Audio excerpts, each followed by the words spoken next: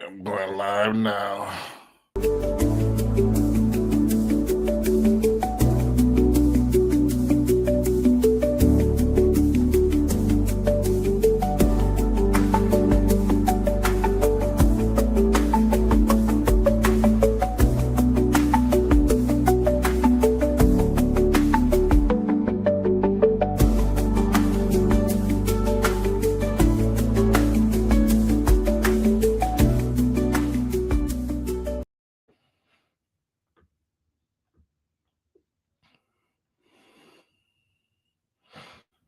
All right, peace to the family. This is Brandon B. Dixon. You joined into the Power of Ownership podcast. Let's go ahead and start getting it popping. I got my co-host, Brandon Dunbar. So Dunbar and Dixon, that's how we rock. You know what I'm saying? Hey, that's how we rocking. Why not? So let's go get started, man. Without further ado. All right, so my name is Brandon B. Dixon. MLS 1541210 is at Billionaire Loan Officer on all social media. Go to my YouTube at Billionaire Loan Officer. Like, subscribe. Don't forget, comment. We read the comments on there. If you got any questions, we'll read it and answer it right here live on air. www.applywithb.com if you want to book me for a consultation or you want to start a mortgage application. 832-775-8357. You can call me 24/7 as long as it's about business. www.brandonbdixon.com if you want to lease, list, you want to talk about real estate. That's my real estate handle. And last but not least, cocinvestmentclub.com if you want to go ahead and mitigate your risk and start to get into real estate investing. I'm going to have to get to, I know I got one of your banners here, Dunbar. What's the other one you wanted me to create? I got Google Brandon Dunbar Realtor.com. What else you wanted me to put on there? You muted yourself. Yeah, you're right. Yep, the DunbarDidIt.com. That's my website. All right, so I got DunbarDidIt.com. Go ahead and add that banner. All right. Okay. Like that? Yep, perfect. And I guess, yeah, I think that'd be fine. And then you can Google you Brandon Dunbar Realtor. Yeah, well. You can get my number from there. So yeah, Google Brandon Dunbar Realtor for any real estate questions, or if you are in the market or thinking about being in the market, definitely will be able to guide you to where you want to go or give you some expertise. And then Dunbar Did It is my website. Check me out. You'll be able to see what's it's interactive, so you can put in homes that you might want, put in zip codes. Just check me out. It's one of those things to where if you're serious, I'm serious, and we can get you to the next level if you in real estate if you want to be there. Also, Villa Kitchens. I should have put that one, but you can Google Villa Kitchen HTX or and then that's my catering company. If you ever need any food anywhere from San Jose to Texas to Amsterdam, we are pretty much a global company or working towards that. So check me out. How y'all shipping to Amsterdam and all that stuff? How y'all, So what we do is we don't ship to Amsterdam. We source shelves in Amsterdam. Okay, I got you. Yeah. And then y'all, how do y'all quality control? I didn't know that chef is busting. Y'all just have, Yeah, so we have a guy for that. We have a guy that he's gonna vet the potential Amsterdamian chefs and see if he fits our mold or not. Got you. All right, so this is a good segue, man. I want to start off. I'm not gonna start off on real estate. I do have a couple of real estate clips, but I really want to talk about. I'm gonna reveal what we're talking about in mid show. So I'm waiting. We waiting on possibly Barry B to jump on and Corey Smith, so they might jump on. A little bit, running CPT a couple of minutes behind. But I want to go ahead and react to these clips right here. Speaking of restaurants and food service business, check this out. So I want to get your honest reaction. Let's chop it up about this particular subject that we all go through. Oh my God, we've been sitting for an hour. Where's the waiter? Excuse me, you know I'm not your waiter. I know that, but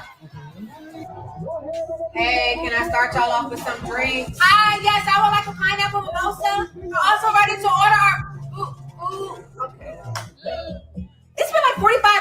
still haven't gotten our drinks yet? Like, what's going on? There she go. Where? Over there. You walking over here my damn drink. Excuse me. Yeah, we still haven't gotten our drinks yet. We don't have any orange juice or pineapple juice or champagne for the mimosas. Okay, well, we'll just order our food for now. Can I get the peach? The what? The peach Hennessy French toast with the syrup on the side. And we don't do modifications on menu items. Okay, well, just give me the peach Hennessy French toast. But we're out of bread for the French while toast. she's deciding, I'll take We don't have any chicken, shrimp, salmon, grits, eggs, Hennessy waffles, Hennessy lamb chop, Hennessy peach pancakes, pork. Okay, so what do y'all have then? Water. All right, well, I'll check. All right, that'll be $10 a cup. Toilet water? It's filtered. All right, well, just give me the Hennessy spinach. Actually, you fit your 2-hour max, so you're gonna have to leave. I'm gonna get the check. We didn't even order nothing yet. I know that was a skit, but it was a depiction of something that we all been through before. You know what I'm saying? What's your and I got a follow-up clip to this as well. So I'm gonna go ahead and get your first reaction to this, and then we're gonna talk about this other piece right here. It's two sides of the same coin, kind of the same thing.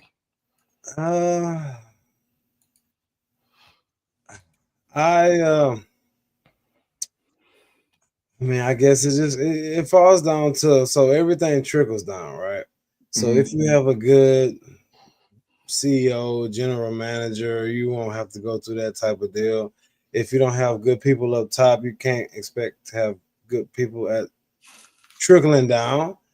I mean, that's the only thing I can say. I mean, if you want to, I guess, be studious, whoever she's talking about, if you do have that type of service, I would see who was the CEO of that company, and if that maybe it's their first time at it, maybe you can reach out to them and let them know what's going on. But it all trickles down. If you have good people up top, it should trickle down to good people at trickling down into even the waiter or the valet person in these situations. Well, let me ask you this. I got to play devil's advocate. Papados is one of the hallmarks of Houston. We went to Papados a couple of weeks ago, you and I and Junit, and our waitress not as extravagant as that, but we still had pretty bad service where we had to wait quite a while. Yeah, I mean, right. We didn't. So it's I guess it's this is what I would say. Maybe I give people the benefit of the doubt, right? Maybe they were understaffed. Maybe it was something to that effect, to where, usually you handle 3 tables in a section or a region, and maybe she had to handle 6. And then, to be honest, we didn't know what we wanted. So, and we were having a meeting, so maybe she just was trying to be hands off. But usually, if everything is running as planned, it should be okay. And if it doesn't run as planned, we should give it a second chance. And if it doesn't run as planned, then maybe we should try to look upwards and see if it's something that we can help them out with. Right.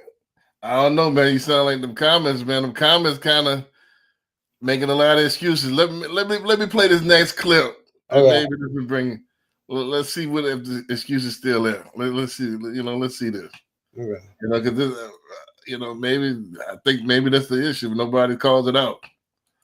You know what I mean? So let's go ahead and run it. Let's go ahead and run this next one. All right. Attitude this cashier gave this woman because she wanted her items double bagged. You shouldn't choose a job you don't want to do, honey. Because I can, and I'm grown, and I continue to talk. You shouldn't choose a job that you don't want to do. Because I want to, and I'm going to, while you're ringing up my thing.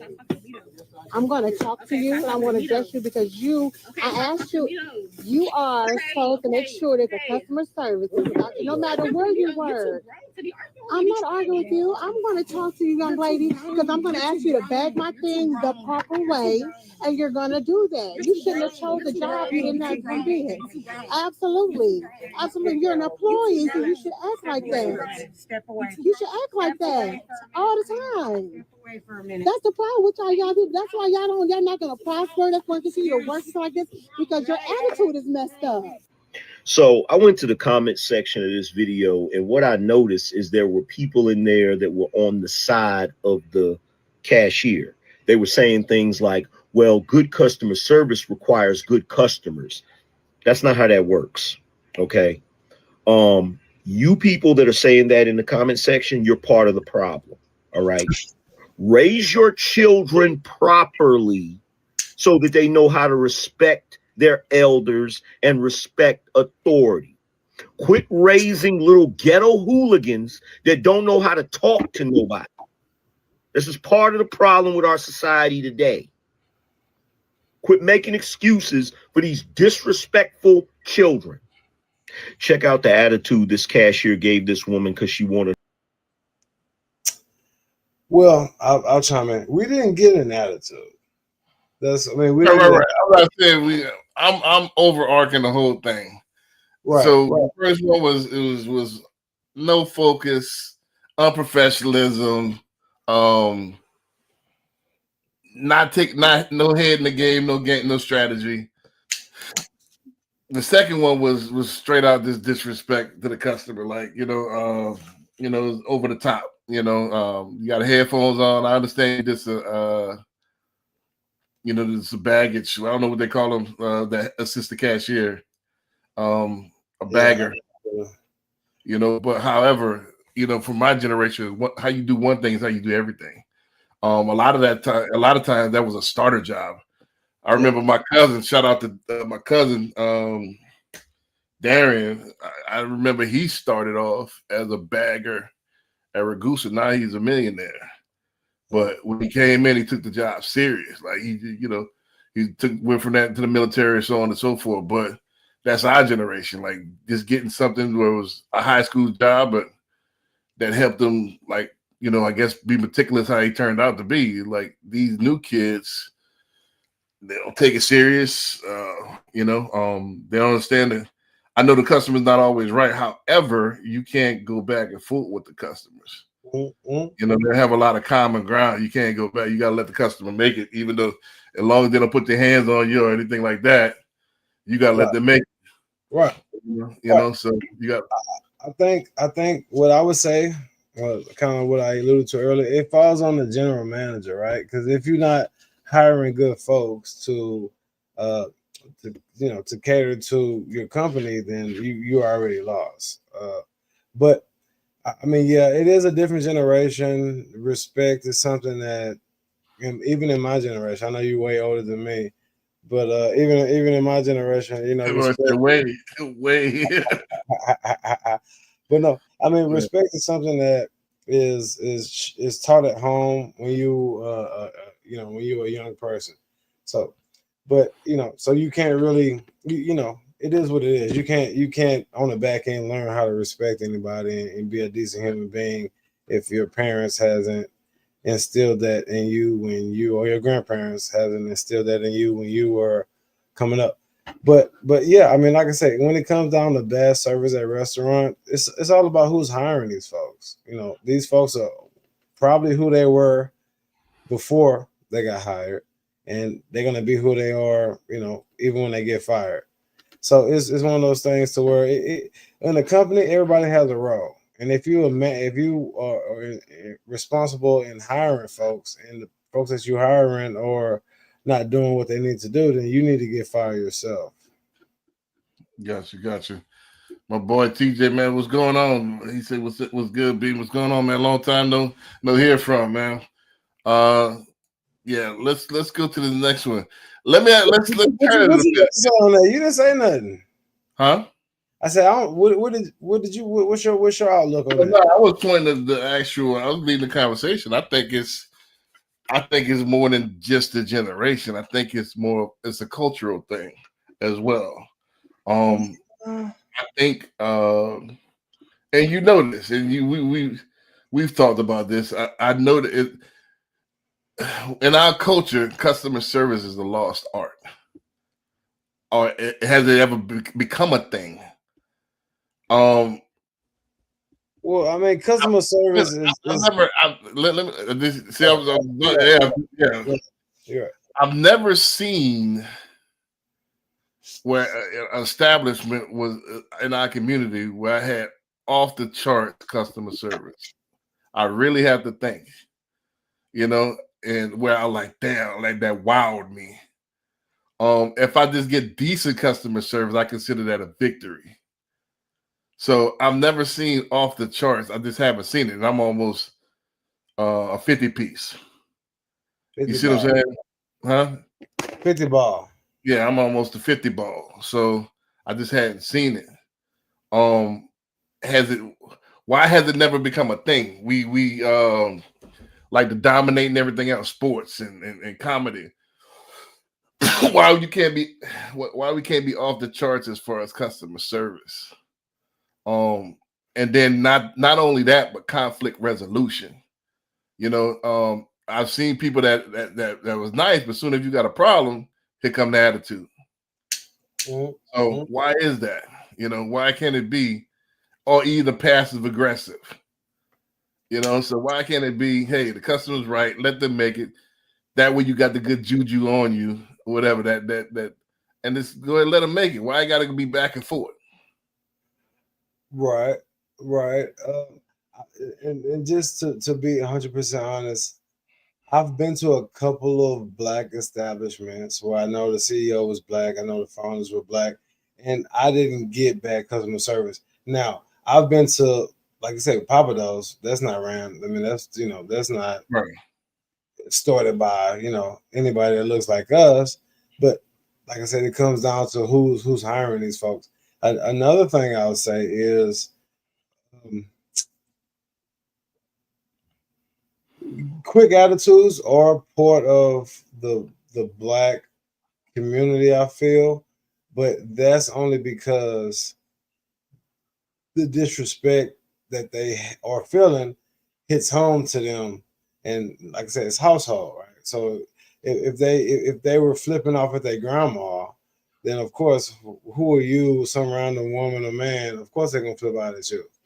So, but that comes from like the household. That comes from your upbringing. I don't think that's taught by our culture, but that is something that that I can kind of put two and two together, and I know when people have been raised right or not. Because I'm sure D, B, you had somebody in your life say, man, your parents raised you right. I'm sure you heard that before. Right. Well, say it one more time. You broke up the last part. Oh no, I said in your lifetime, I'm sure somebody has told you that. Hey, you know what? Your parents raised you right. Well, I get like I get like people don't believe where I'm from. I'm from where I'm from. People think I'm from like a whole different place or like an alien or something like that. Pennsylvania or something. Nah, because it's just not the norm. I want to twist it a little bit. Do you think it's part of? Do you think it's part of like I know I hear you as far as the raising, but is it baked into the culture? I don't think so. What do you think it is? I mean, I say I would stand on this. It's all about your upbringing. If your dad and your mom and your grandma wasn't going for any disrespect, then that's going to translate. But not only in the household as an extension of them, that's how you're going to continue your life. Just in my brain, because you know you don't. I mean, where would you learn that from? Even if you learn it off the streets and your environment is, rough, you're not gonna go home and do the same thing that you're not gonna bring it home. And if you're not gonna bring it home, you shouldn't bring it outside. Well, that's the thing is that if they got too many bad apples falling from the tree, something's wrong with the tree. The tree is affected. Where's the stellar example of otherwise? I know there's some anomalies, but why is it not the norm?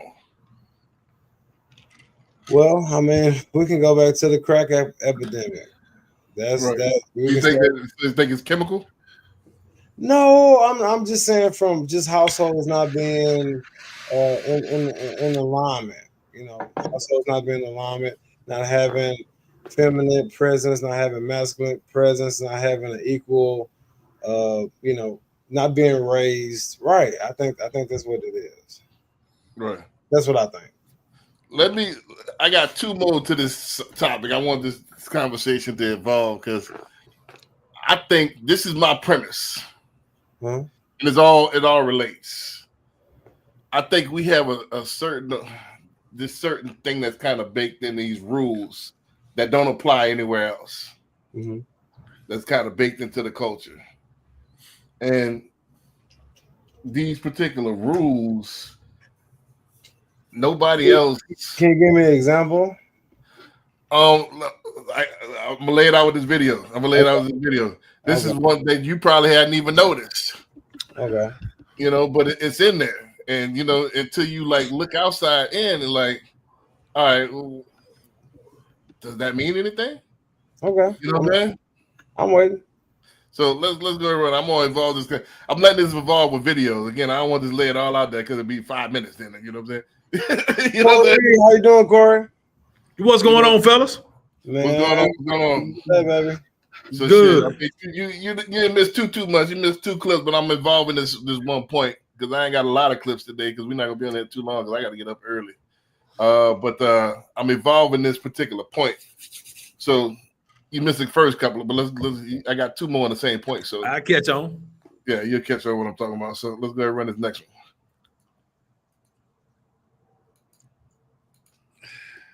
Step to your face and tell you your dead homie in your face, you gonna tell me all those are nothing but words. Yeah, I'm gonna tell you. Hell no, those are fighting words. I'm gonna Those tell are you, words. I'm gonna tell you a goddamn lie. What I'm gonna fight you for, and I got to go home to my kids. I'm gonna fight you for, nigga. I make damn near $10,000 a week, and that can stop. What I'm gonna fight you? My homies is dead. Your words don't hurt me. Fuck your mama, nigga. Huh. You don't know now, nigga. Matter of fact, I ain't even got no dead homies, nigga. I'm 45 years old. I ain't got no dead homies. How that's gonna hurt me? I'm a grown goddamn man. Don't no words affect me, boy. Words affect your mama, son. Words don't affect no man. Words affect boys and women, nigga. I'm a goddamn man. When did niggas start listening to words? This is what it looks like when a man who got game talks to a young guy. An elevated man operating at the highest levels of manhood talks to a male. And that's not to say anything bad about the young boy who's talking to Charleston White. He could be on the path, right? He's sitting there listening, not interrupting. So he's absorbing all of this game and he's on his path towards manhood. But this is what that looks like. I don't even know what to add to this because Charleston White already said it all. Enough said. Your words got nothing to do with my mental state. They don't make or break me and you don't fucking define me. So what the fuck do I look like out here risking it all just to get your respect? Stand on manhood. Done. So it's the evolvement. This is the thing in our community. You know, you say something, I'm ready to risk it all, ready to jump out. Nowhere else that you know, very, very few cultures that exist. You know, I was always thought, you know, sticks and stones, but I feel like I'm the anomaly. You know, not too many people. I've seen people killed, like literally, for less. You know, so for what? Why? You know, so I think the correlated to the previous videos, I think the emotions and the pride we wear on our sleeve. And then when it comes to business, you got to be neutral. I don't think we understand or aware that, you know, there isn't too many. Besides for your company vision and the drive to outdo yourself, there's really no place for emotion. You should transmute that into wanting to serve the customer. I think it's out of control egos. I think it's emotionalism, and I think it's lack of awareness. You know, so that's kind of my thing on it. But I'll let y'all go ahead and run it. I'll yield the floor on that. Mr. Corey, you go ahead and dig in, man, if you don't mind. All right, I got you. You know what I'm saying? A lot to unpack from that. You know what I'm saying? So I don't necessarily agree. You know what I'm saying? Shaka with what B Dix is saying. It's a human nature to have emotions. You know what I'm saying? But to say, you know what I'm saying, you're not a man unless you don't have emotions, unless you stay neutral, you know what I'm saying? Like that part I don't necessarily agree with because there's a lot of things, you know what I'm saying, that men have done. There's a lot of things that so-called gangsters and these toughest of the tough men and all this other stuff have done just for the sole purpose of, you know what I'm saying, there was a words or you felt disrespect. I think all that emotional stuff goes out the window when in our culture we feel disrespected. So it's not just about the words, it's about the respect element that's there. And then the way everybody else is going to treat you when that person no longer has respect for you. Or they feel like, you know what I'm saying, that you didn't demand your respect. You know what I'm saying? Then everything kind of goes awry. It's still an emotional thing, but I think, you know what I'm saying, the bigger thing to talk about is emotional maturity. Like, understand, you know what I'm saying, it's completely human to have those emotions within yourself, to feel angry, mad, happy, sad, whatever the case may be. But you have to have the maturity to be like, okay, I'm not going to make a dumb decision just based upon a 2-minute feeling or whatever the case may be. Just because this guy said something to me, you know what I'm saying, I'm not going to pull out a gun, shoot him, you know what I'm saying, and then be done with spend the rest of my life in jail. Like, I have to, within myself, be able to channel those emotions and be able to make a smart decision, because at the end of the day, we all trying to make it home to our families, right? Not jail or not a body bag. So that's kind of my take on it, you know what I'm saying? But, you know, I see where Dunbar stands on that. No, I mean, you're right. Emotions are a part of being a human being, right? But when what you said is pretty much what I would say. It's you can't let anything get the best of you, right? So if you letting your emotions get the best of you, you letting your you can't let anything get the best of you, right? You have to be within yourself at all times, and that's the that comes with maturity, like you said, Corey. Emotions are a part of being a human being, but you got to realize where you at, and you got to realize where you want to go, and all that it will come into place when you answering somebody who is being belligerent, or is being somebody that is not really kind to you. That's I think my grandma said you get more with sugar than you get with salt, right? So just because somebody is killing with kindness, same principle. You reciprocate kindness back to these folks. If they don't like it, then you go about your business. You try to do the best thing you can do, but yeah, you don't throw anything away that you got going on because somebody else has an attitude with you. Correct. And there you have it, folks. They still don't get it. So there you have it, folks. But you're not really that much really disagree. You kind of agree with me at the end. But just to kind of tweak what the guy was saying, I don't know the guy that talked after Charles, so I never heard of him. What he's saying as far as masculine energy, that logic and that structure has that's part of manhood. That's part of your holding frame. As a man. Hold on. I didn't interrupt y'all. Hold on. I got one more thing. Right. Go ahead. Can I go ahead? All right. Yeah. So once you get now everybody is not going to be able to kind of entertain or be able to enact what we're talking about as a human, right? We're talking about humans and emotions. Your forward thinking is something that you don't get. You develop at an age that's not 18, that's not 25. So it depends on your age too. You can't expect a 13-year-old to act like a 23-year-old, to act like a 33-year-old, right? So you get that forward thinking, especially I think as a man, you get that when you become an actual man. You don't get it when you're 18. You don't get it when you're 25. You get it when you're a little bit later on in life. So, I mean, that's another kind of psychological thing that I'm gonna throw. Again, this to modify, and then I get back to my original point. I don't. It just depends whose society defines like certain things. In my opinion, and what I've experienced, I think our culture is a tick behind.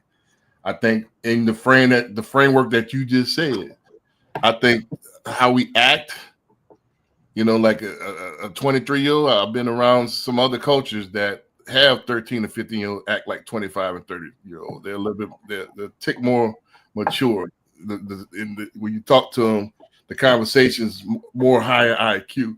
I think a lot of times, not all, again, we're talking about 51%, When 51%, we're talking in general. This is what I experienced in my 50 piece, or close to my 50 piece, is that when talking to us, I think we have a form of arrested development where our priorities are different. The things that we glorify, I think our maturity level is lagging a tick behind, and I think our IQ is lagging a tick behind in comparison.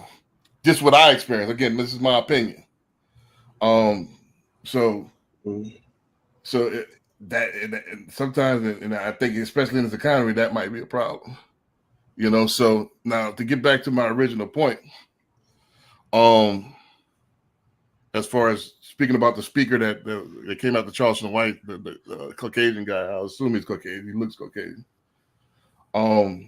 He was talking about masculine beauty as far as holding frame, and not being led by your emotions or not reacting emotionally. Don't forget, life's not about what happens to you. It's about how you react to it. So, and we have to make a difference on how we react. When you react emotionally, this is what I was taught. When you react emotionally, most times you lose every time. When I lose my cool, a lot of times it goes bad. I hadn't seen this in my experience. When I lose my cool, it actually wound up pretty good. Mine actually makes it worse for the most part. I can't think of a time like, yeah, I lost my shit, and it wound up for the good. Nah, it compounds it. So when I talk things through, when hey, all right, let's come to a common ground. It winds up being constructive instead of destructive. Go ahead. So, Dixon, just humor me. When was the last time you lost your cool? What age were you? Lost my cool, shit. Goddamn. I know you're a 50 ball in, so probably about 30 years ago. I'm guessing. Yeah, I don't know about 30. I mean, lose your cool. I lost it, or where I had to check somebody. I had to check people a lot of times. Don't forget, Well, so that's the difference. I mean, listen. I'm not talking about from a business standpoint. Of course, we need to check somebody because they don't. Yeah, it's been close to 30 pieces, 25, about 30, 45, 30 pieces. Right. So you were able to learn from that because you an intellectual person, and Right. you were able to learn from that, and you're able to grow from that, and you wouldn't do that same thing, at this age. Well, actually, my recollection is I'm actually ashamed of that. I should, the way I was acting in my 20s, that should have been teenage years. I think I was a tick behind. Well, you only a tick behind because everybody develops everybody develops at different paces. It's not you wasn't behind. You would just. I was behind. That's my opinion. I think if I would have, and I'm one of those anomalies. Again, I'm not like everybody that came from my neighborhood. Right. Now that I relive my years, now that I reflect, and I'm looking at now that I'm around multicultural, yeah, what I was doing in my 20s, like that's like normal for an 18-year-old coming up from a different community. Them little hat boys. Right. And so this is, and I know we belaboring this, but so other cultures, you remember you said that you met a 13-year-old that act like he was 50, but when in 20s for real, 20s, right? But that not really is, 13, but So I mean, and I'm not, and I'm just gonna say this: when they are in there around like people. So if it was an Indian person, if he's around other Indians that's 15, he's probably gonna react different than talking to you. That's a black man that's a little bit older than him. Because we don't see other cultures in their element. Their element. They're comfortable situations to where they can get a little bit more loose than they would when they're outside of that sphere. Right. But don't forget, I've in business, I know the business is a different situation. Business and outside extracurricular. I just hadn't experienced it. I just hadn't seen it. I've seen them in a natural element. And I mean, Again, again, we'll belabor the point. I just say let's run this next clip. Let's run this next clip. Okay, all right. I've seen something like this that's about to play in different communities, and it don't happen like this. Okay. But let's go ahead and run this clip. And I'm making a point here. Okay, all right. You keep making crazy. everything. This is probably one of the greatest analogies I've seen on, like, I guess, a social experiment on how people be mad at you and your successes, bro. Look how hard he threw the ball in, man. All he doing is the right thing. The other nigga sat down and said, man, fuck this. I don't even want to play. He threw the ball off far. That's niggas throwing you off your D. Trying to throw you off your spot. Look, he go right back to the spot. Ooh, watch this. Throw him off his spot. This is what niggas do, bro. 101. I know it look like basketball to y'all, but this life, watch this splash. Now look, let's just throw an awkward pass at him. Let's just make life difficult for him, right? Watch this, same spot. Go. But the lesson is you gotta go back to your same spot. Bust. Trap. Look at these niggas, they can't get a shot. Look, they throw the ball to him disrespectfully. Wow, look at this. Spot. Watch how hard this other nigga watch. He's gonna throw them ball. The nigga with the dreads, watch how hard he threw the ball at this nigga. That's the hater of the crew. Him and niggas with blue shorts, they hate you. That one nigga just out there making it. Watch this. Sick of this shit. That's how niggas treat you, bro. Just keep swapping from your spot, bro. People act when you keep making crazy. everything. This is probably one of the greatest analogies I've seen. Now this was the analogy. I want to make this reclaim. So let's not get into the fundamentals of basketball. So I know where you're gonna try to go with it. But go ahead. So it's an analogy.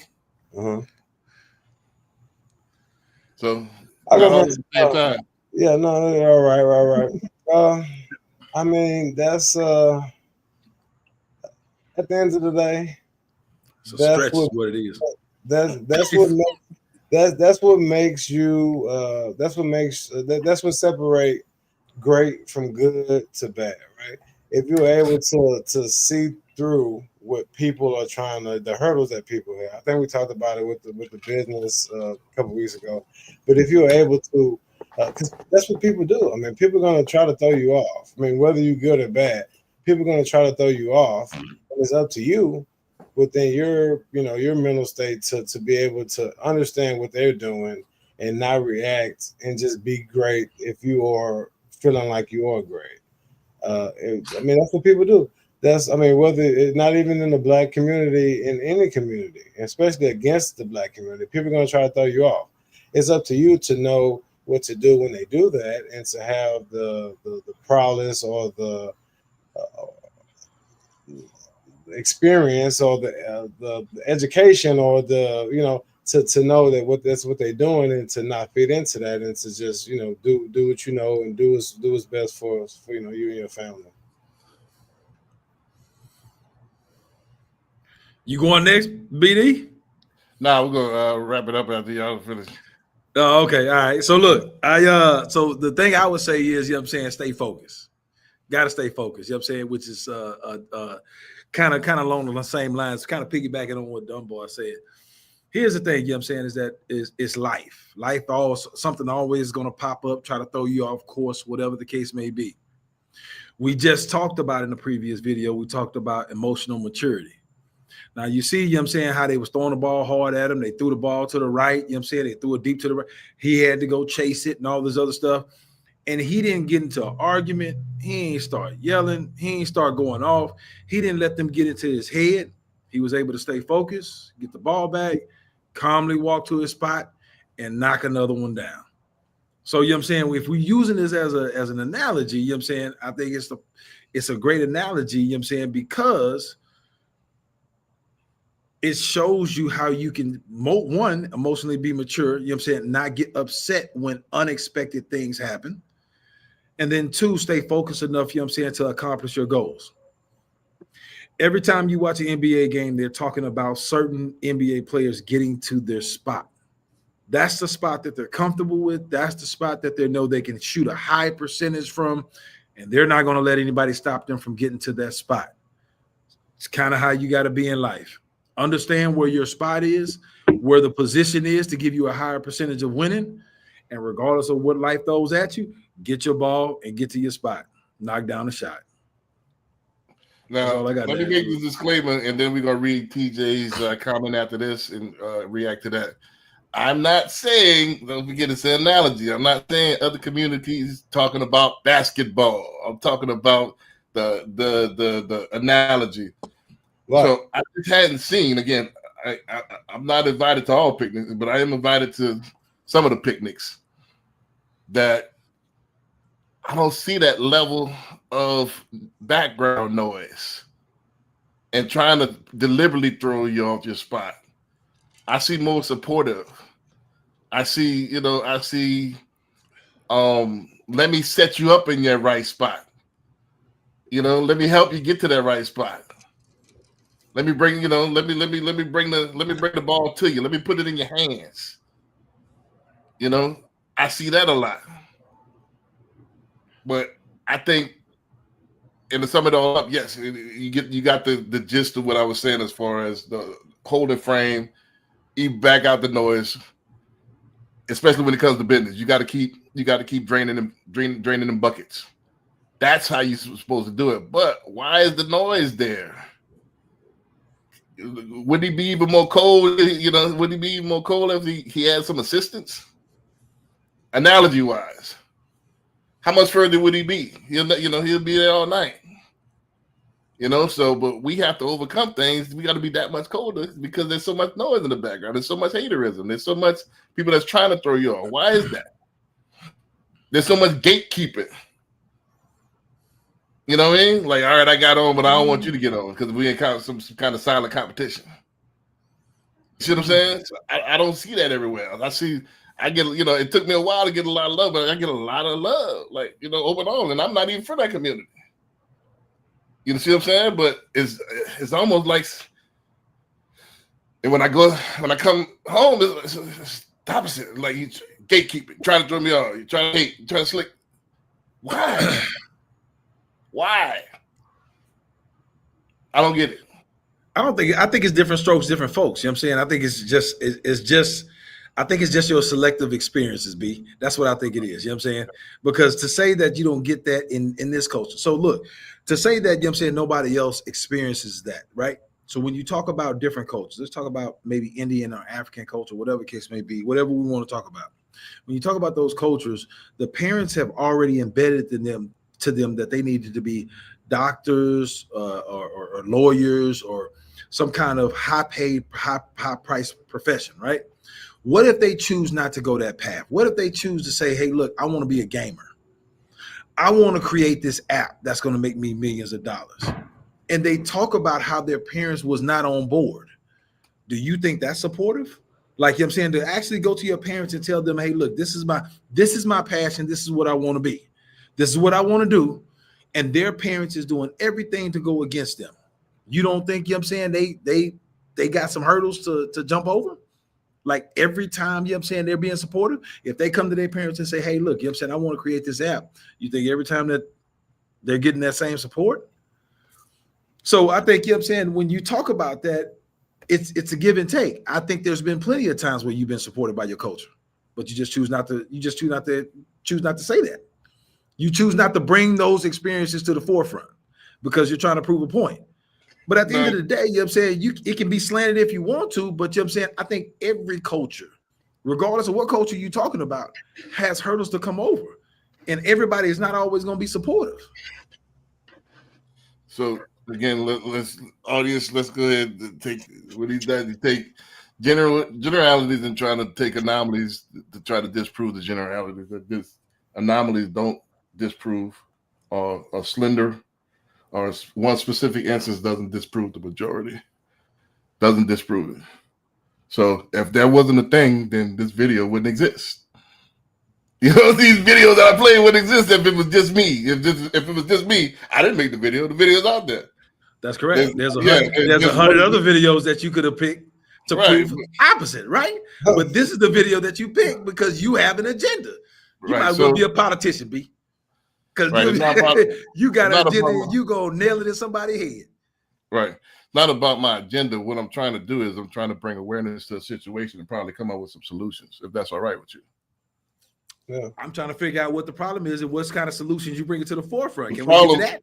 The problem with if you want to break it down as well, Dunbar, the problem as far as the first 4 videos that I played is about lack of awareness and emotional maturity when it comes to business in our particular community.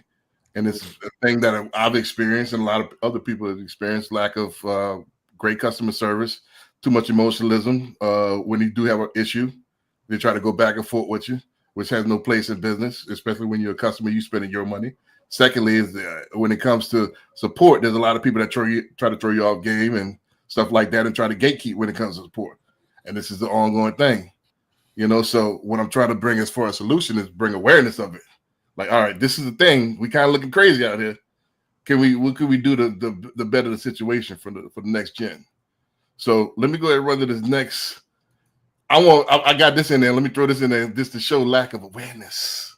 Damn, Dunbar can't get his opinion in before we move on I've to the already, next video. I've already spoke on this video. We've been talking about this for a minute. Yeah, I mean, at the end of the day, man, listen, it's one of those things to where, so unfortunately, it's like one of those kind of historic things that we're trying to get over now. The crab in the bucket mentality, right? That's why you don't think that, that's why you don't feel like your community is there for you, and some of them aren't.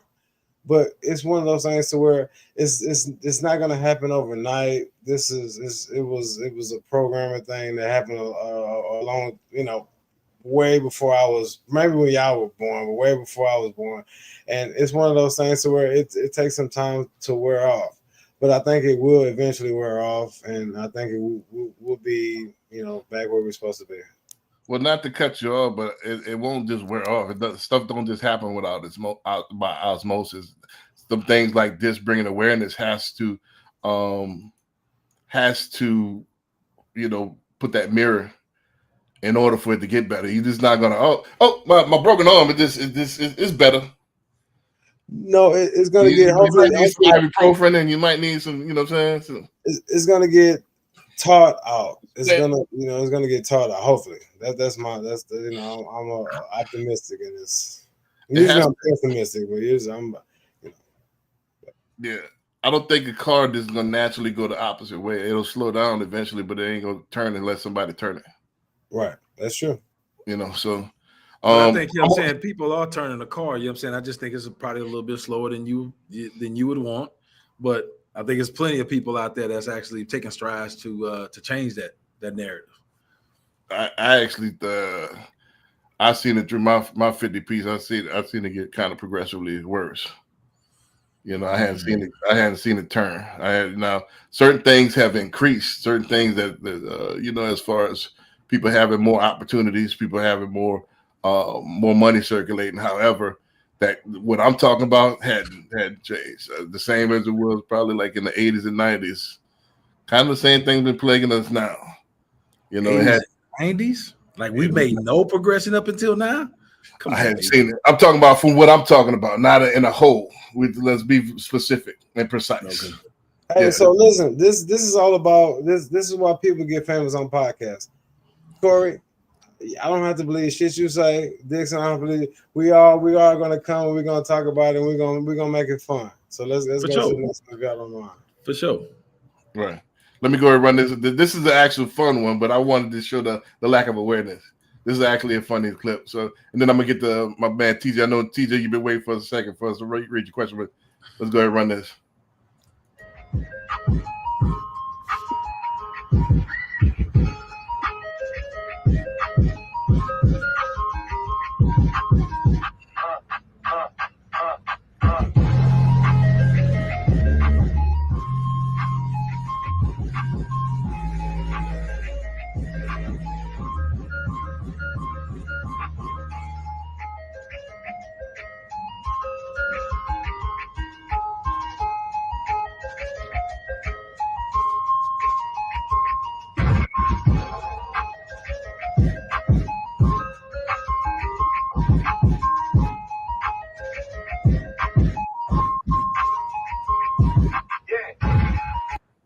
I'm probably going to ruin this song for a lot of people right now.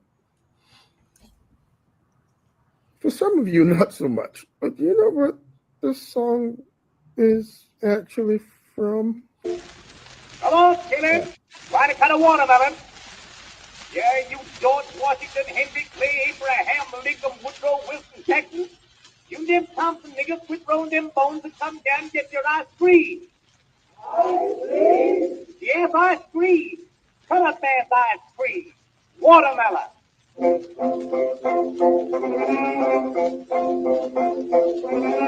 I went down to Cookville the other afternoon. Never saw a yellow girl, her name was Susie Lou. She was sitting on the rail with the heel of the man. She watermelon, the fish in the pan. Says I'm a Susie dear, when you give your heart to me. You keep a heart of boy, with the don't see. From the watermelon, trickle down the street. Make you think $100, can you like steak? Then a nickel of a watermelon, nickel of a watermelon, Bring it up, to make you when we have another food. And it's nothing like the watermelon for the $100. Nickel of a watermelon, nickel of a watermelon, Bring it up, to make you when we have another food. And it's nothing like the watermelon for the $100.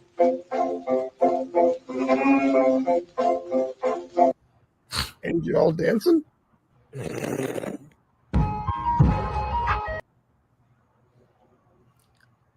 can go first. Go ahead for it. Go for it. So funny enough, I knew the history of that song, and I was living in Pasadena, and this is back when I was young. It was my first house. Living in Pasadena, the ice cream man. I'm like, do you know the origin of that song? And I didn't get upset. I bought something from him for listening to me, for wasting his time. But that's America. I mean, so just, and I'm gonna put like this, like the N-word, right? Mm-hmm. People are begging to be able to say the N-word, because what have we made the N-word? We made it one of the coolest words. Man, I should have shared this video. We made it one of the coolest words that you can have on this earth. It's to me, it's a big FU. Right now, do they know the origin of it? Probably not. The dude that made it to hurt us, he would be rolling in his grave to see us having fun with it. Now, are they ignorant? Do they know where it came from? I have no clue, right? I can't speak on that. But that's America. I mean, everything was built to tarnish, what our existence. But it's one of those things to where we turn lemons into lemonade, right? Now, am I saying they know the origin? I have no clue. But if the guy who made it, whoever his name is, would see this, he'll be upset because he made it to hurt us, right? But we turn lemons into lemonade. That's all I got to say. I like to double down on what Dunbar saying. You know what I'm saying? Before B Diggs come on with his opposite with his opposite opinion. How long have we been doing this, right? You know what I'm saying? We take a negative and turn it into a positive. As Dunbar said, you know what I'm saying? We took the N-word and we turned that to a negative to a positive.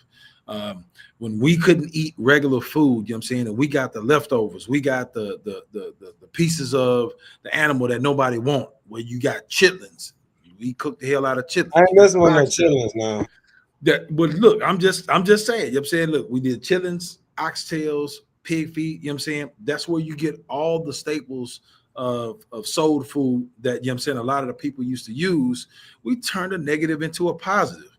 So to say, or, you know what I'm saying, to act like this is a bad thing that we turned a negative for this song, regardless of its origin or not, to a positive, I just don't see the issue. You know what I'm saying? Like we flipped it around. You know what I'm saying? It was against us. Now we brought it for us. I'm not one of the ones that see the issue. I actually like what was done. And audience, you see it again. You prove. God damn. God damn. God damn. Listen, let me hear what you. God damn, man. Here we go. Yeah, Here man. we go.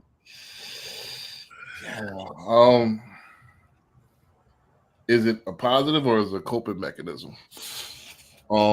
Then positive to whom? I guess ignorance is bliss. You know, so are you monetizing off of it? Are you what are you made it cool? Who owns the IP of the word? Who's profiting off of the word?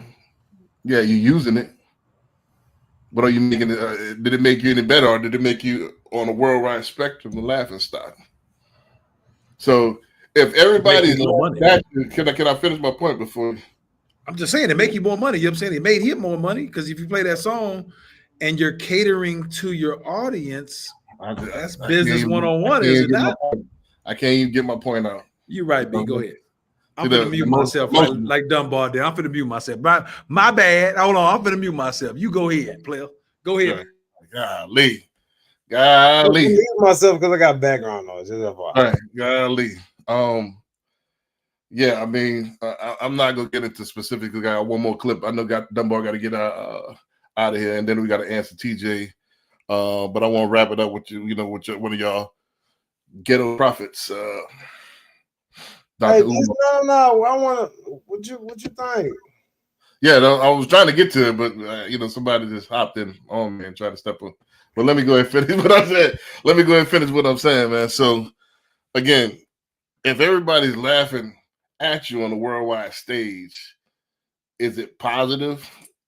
I get it that you could take a Pepsi bottle, cut it, and make it a bowl, because that's what you had to do. You made it, you coped with it. However, is that optimal? Is that optimal way of living on a worldwide stage, or is it? Yeah, that's what we had to do as far as chitlins and all the rest of that stuff that you named. However, is that an optimal diet? Now that you have better, and I've seen podcasts before where you always an advocate of, now that we have this thing that we in front of called a computer, the knowledge is out there. So now that we know that chitlins and hog maws and the rest of it is not really healthy for us, now we can go ahead and do better. So at the time we had to cope. So what's the excuse for not knowing these certain things and not being aware? I put the clip in there for awareness. And I think this to sum it all up, and I'm gonna let Umar some for the last clip, is that I think ignorance and poverty is a choice, especially in 2025 going to 2026. Just like Dunbar, you're educated, you're a scientist, so you know the knowledge is out there. You choose not to partake in it, or you know it and you don't care. It's definitely a choice. Right, it's definitely a choice. So just like Kanye says, slavery is a choice. You could choose to be a clown. So can as Dunbar said, can you humor me? You know what I'm saying? So what is the value of them knowing what the origin of that song is?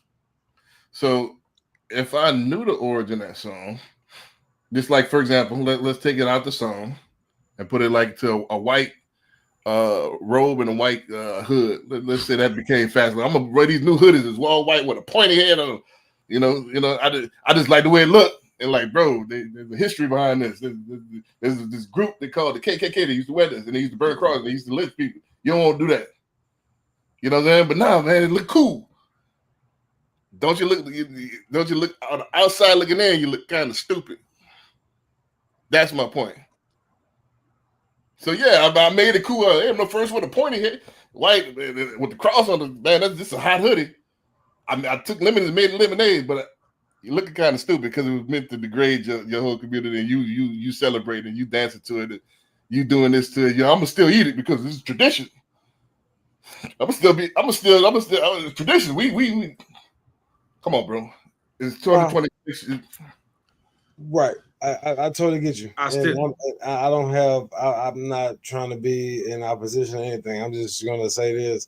So, man, be in opposition, Dunbar. Stand on it. You know what I'm saying? Look, be Dick's out there. No, I mean, everybody got that. So listen, you live out there in the sticks, right? So the whole thing about that is inclusivity, right? So would it make the people that were KK members mad or happy that they can put on the same things that they used to degrade us with, and Make that him they mad. really die for. It'll It piss make him them off. mad. No, No. Piss him off. Okay, so if they was to piss him off, did it piss Tommy Hilfiger off? Did it piss Troop off? Did it piss Balenciaga off when y'all wear their clothes? No, it put money in their pocket, and and behind closed doors they laughing at you.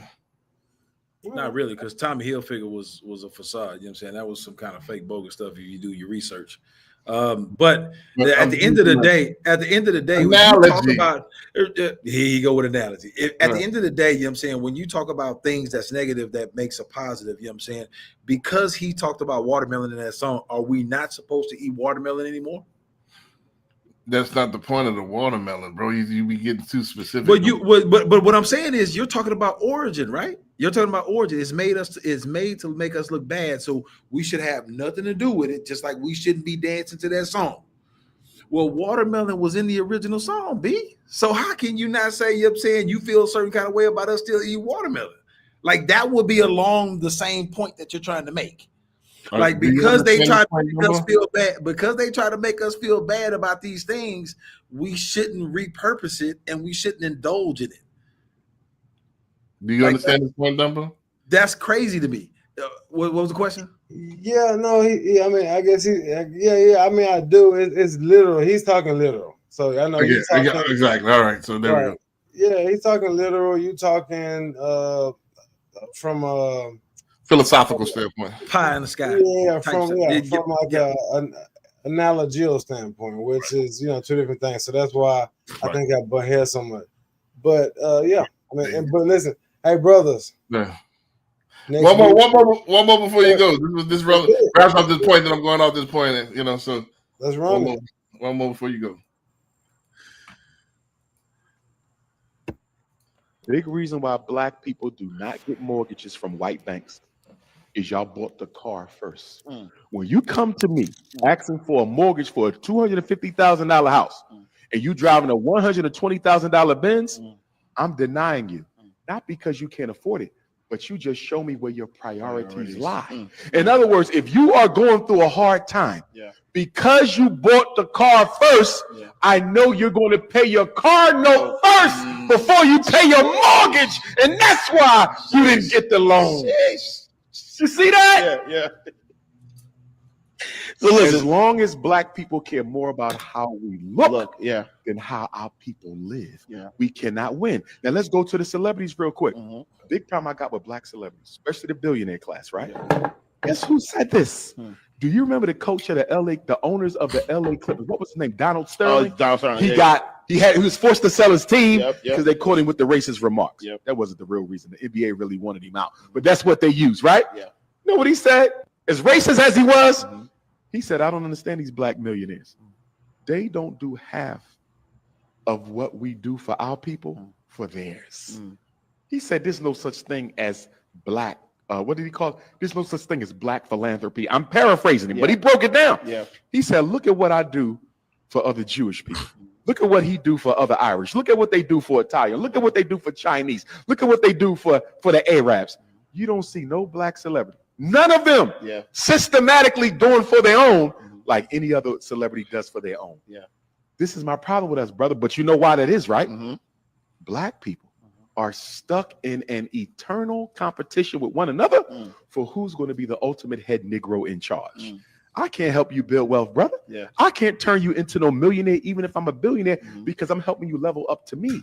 I can't be the HNIC if you level up to me. But what's better than 1 billionaire too? Isn't that? If you care about the collective.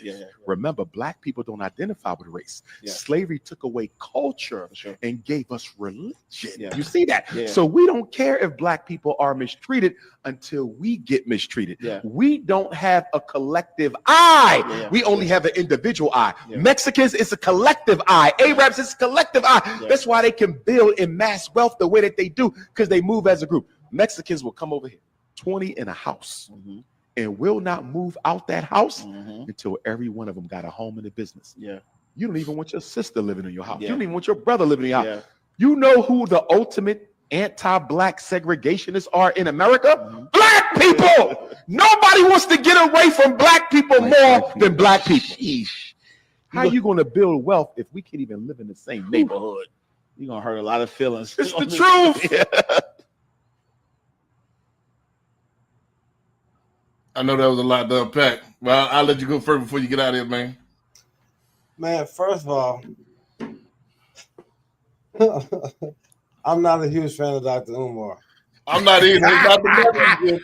It's not Hey, the look, message. you got a video of Dr. Umar every podcast. B, stop it. So, all right. This is one of my first of Dr. Umar, if I'm not mistaken. I got a lot of Anton Daniels. I got a lot of Angry Man. I got, certain, but I never really did it. Umar. I think that, so I'm not gonna go into my personal. Not the message. It's the message. What he was saying. Let's talk about what he was saying. Right, the message. So, what was it last week or weeks ago? You said that we had a video that says that pretty much you got to fake it till you make it. You got to look the part to get to the part, right? So that and this was maybe Jewish, maybe I don't know what the culture was, but do y'all remember that or no? Oh yeah. I think it was Indian. Right, Indian guy. Right. I know what you're talking about. So they contradict each other, but I'll say this: if you can afford, first of all, nobody gonna deny you. B, it's all about DTI. This motherfucker talking some shit he don't know. If you bought the car outright and you don't have a note on it, then you don't have to worry about that. Even if you have the income to support that note, then you're still gonna get a loan. Like, so he's just talking. He's talking out his ass. Like I said, he's talking out his ass. And then when it comes to people not wanting to be in the same community or the same neighborhood, it's like this. If you have a child, do you want them to go to the best school or the worst school or mediocre school? The best school. Everybody wants the best for their offspring, right? So usually, what drives prices up? I guess I'm a realtor.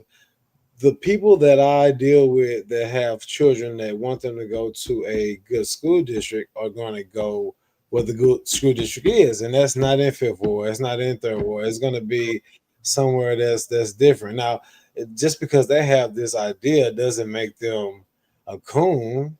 They just want the best for themselves. And so I guess last and foremost, you got to start somewhere, right? You got to start somewhere. So if of course we from where we from, I'm not sure where you from, Corey, but we from where we from. You have to want more. Does that mean that you don't want to live where you were raised up at, or is that due to the fact that you have the means to have better and to live better, and just so happen that there's not a lot of folks that look like us that have the opportunity? But you got to start somewhere. Like you said, the phasing out of the crab in the bucket mentality starts with these folks that have the same idea to where we want the same education for these folks, Dixon, that you say that's acting 25 when they're 13. We want to have that structure. No, that's not bad at all. I don't think that's so. That's my take on it. I want to hear everybody's take on this before I go. Lord have mercy. God damn, Dixon.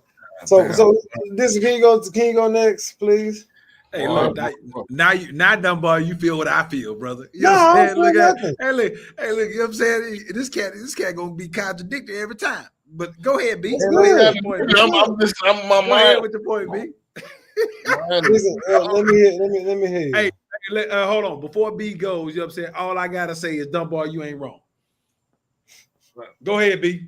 Go ahead, B. I'm not right or wrong. That's just my. His opinion. His opinion can be wrong. I mean, it's an opinion show, but let's be actual factual. But I'm gonna say So what Dunbar said ain't factual? What we talking about, B? No. I said his opinion that it can't be wrong, but let's talk about actual facts. Mm-hmm. Yeah, so first of all, let me say this, man. I think you said it all. I mean, you said it all. I mean, people run this back. You can see exactly what I'm talking about.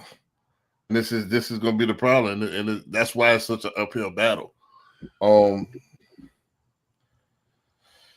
First of all, let's unpack what you said.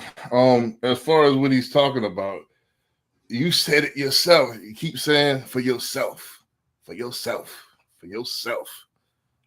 There's no problem. That's why there's no community. There's no sense of communal duty. That's why they have such a leg up, because it's a communal thing. I'm gonna help you get up. You gonna help me get up. It's a togetherness that they have. Oh, I want the best for myself. But what about the community? That's why you got to start somewhere. Then you say you got to start somewhere. Yeah, when somebody throwing down the gauntlet and say, enough of this. Let's do it together. Here's the solution. I'm going to bring 10 more people up, and we're going to all do it together. Something's going to have to change. Because everybody individualist, how can it be, if I do this and slap you, it's not going to be more as effective as this. You see what I'm saying? So let's start with that. If you so cold, like you say, like, you know, let's start with the teachers in there. Why we got some of the coldest teachers? Why you can't come home and you can homeschool and do it in your community? Why you got somebody, you so cold in business? Why you can't open the businesses here? You so cold in sports. Why you can't start your own leagues and coach your own junior teams and stuff like that? Organize your own neighborhood. Why you got to go outside? I want the best. Why you can't make yours the best? See that? What? You see? I'm talking to the audience.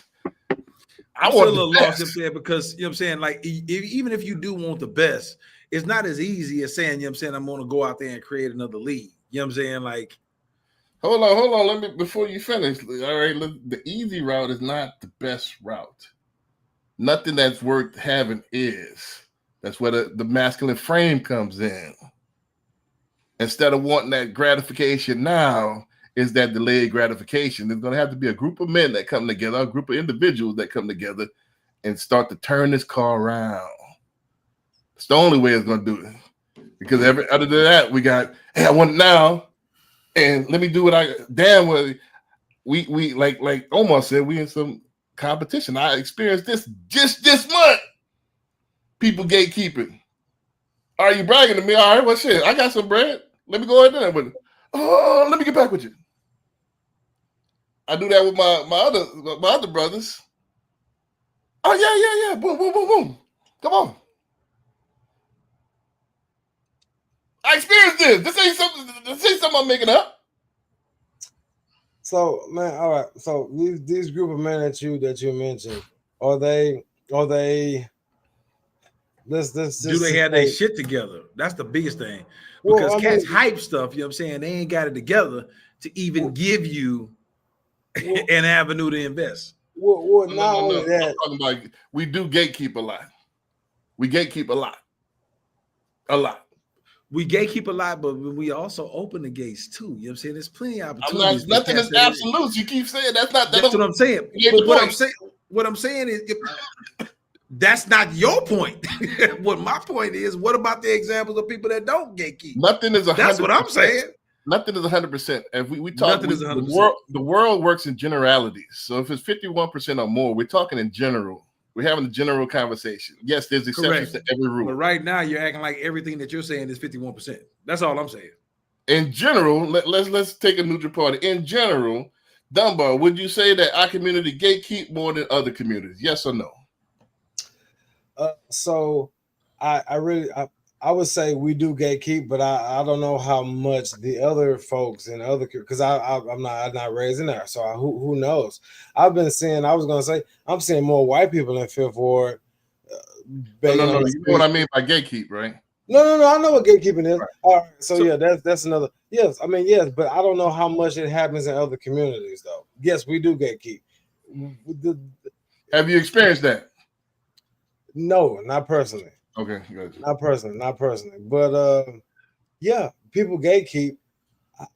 I just so, but everything you can Google everything though, D. What you mean? You can Google everything. If you really wanted to know something, you know, But you can't really Google that because there's a lot of conversation that happen. But gatekeep and by its nature is behind closed doors.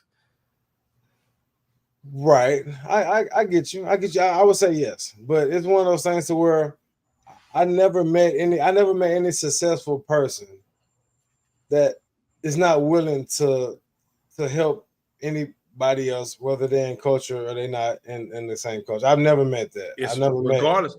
And my experience, I'll double down and say my experience is like Dunbar. You know what I'm saying? Like once you make it, like the biggest thing is to make it to inside that circle, whatever that culture may be. Once you make it inside that circle, inside that circle, then you know what I'm saying you're one of them.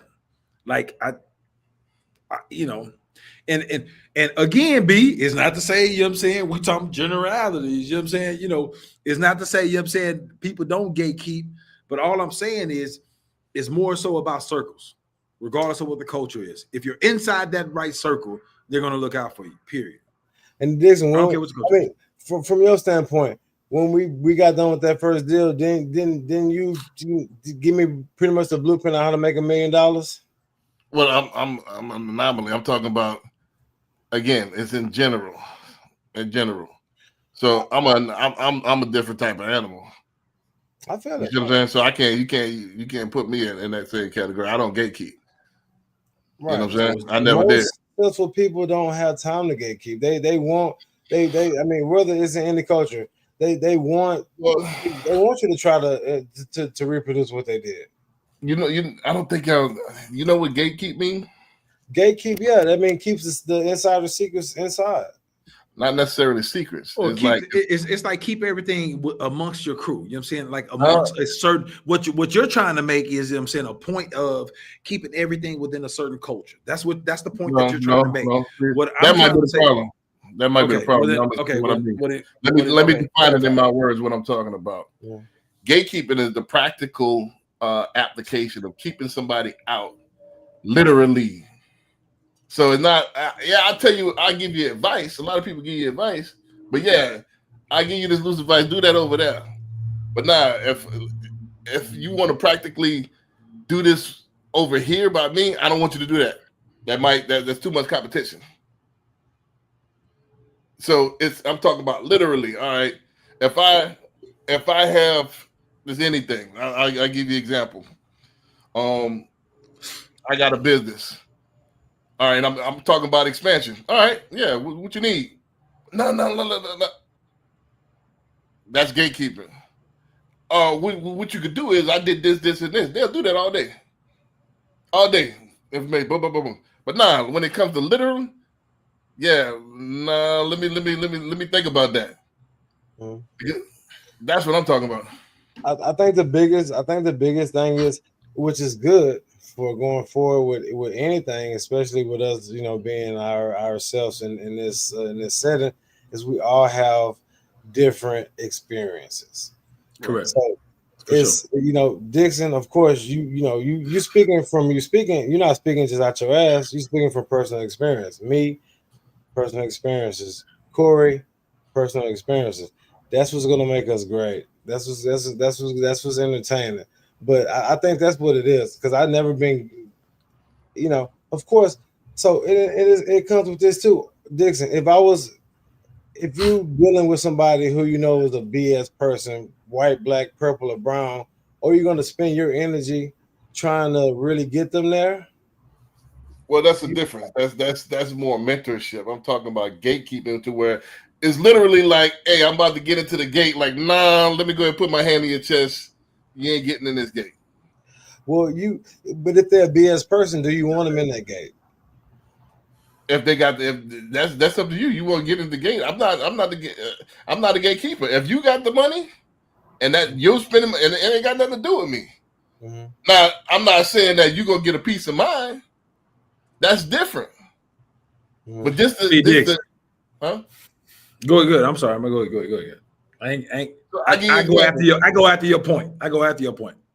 So there's a difference between piece of my plate and piece of the industry. Do you understand the difference? Yeah, I understand the difference. Of course, of Right. course. So that's the difference. That's the difference. And I'm not talking about, all right, let's invest together. Nah.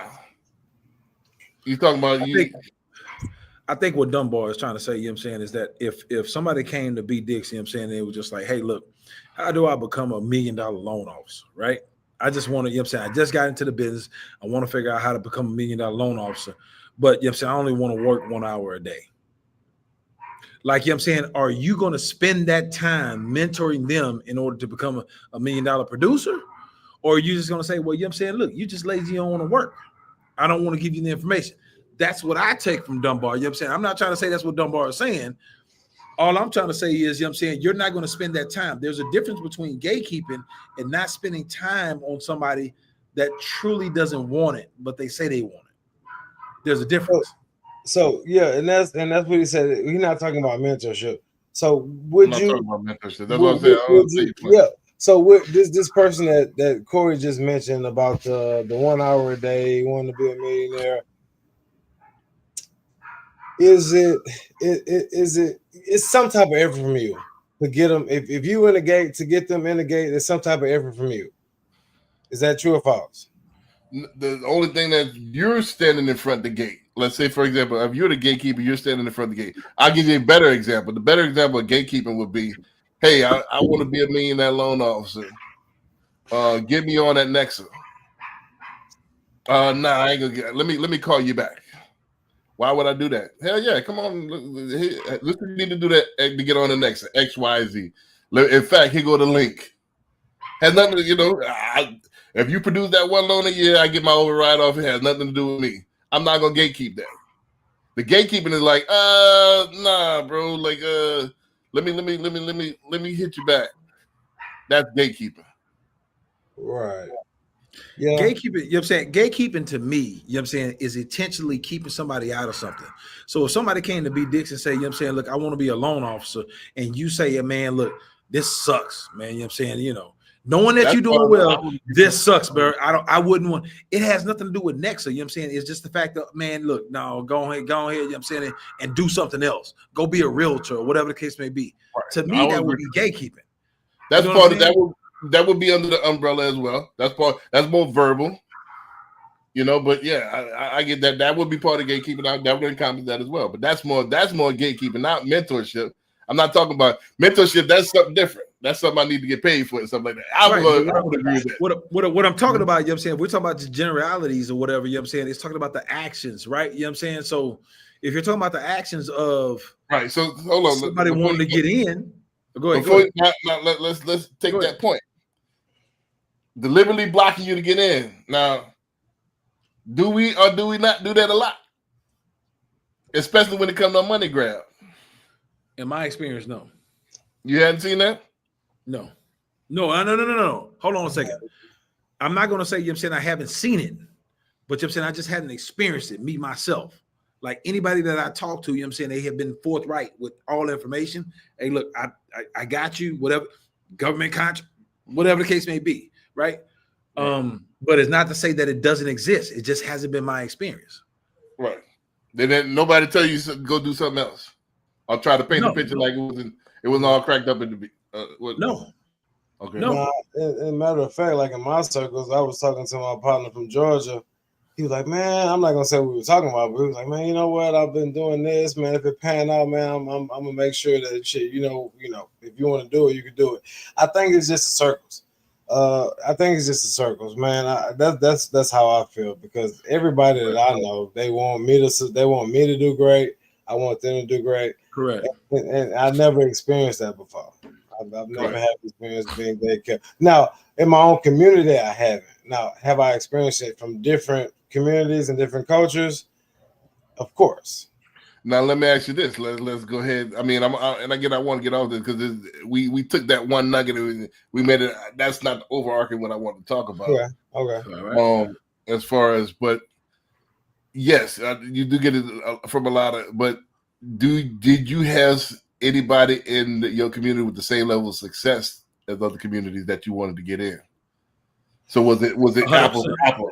Success. I 100%. mean, success is relative. So I hate to be all of you know. Well, let's say for example, what did you get kept out of from other communities? This name, just abstract. You know, you don't have to name it if it's sensitive, but give us an idea. No, I mean, when I was in Iowa, certain jobs. Right.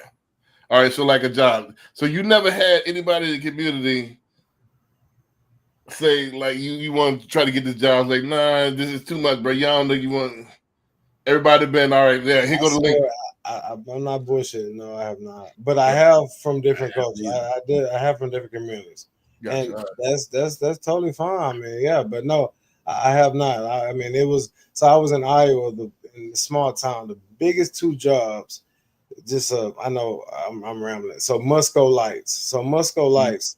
Every stadium that you can think of, from what that shit called, NASCAR to football, if it's in America, those lights that's you know allowing you to see those people.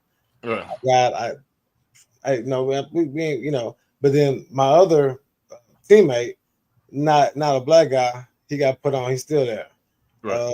It was another. That's. I'll just leave it at that. Right. I got you.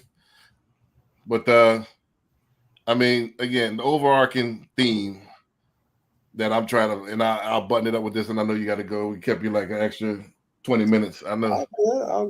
Yeah. Appreciate you, dumb ball, for hanging out, bro. You know what I'm saying? Look, it's good conversation. I stand on what I do, and then if I'm here, I'm here. Right. So my thing is this.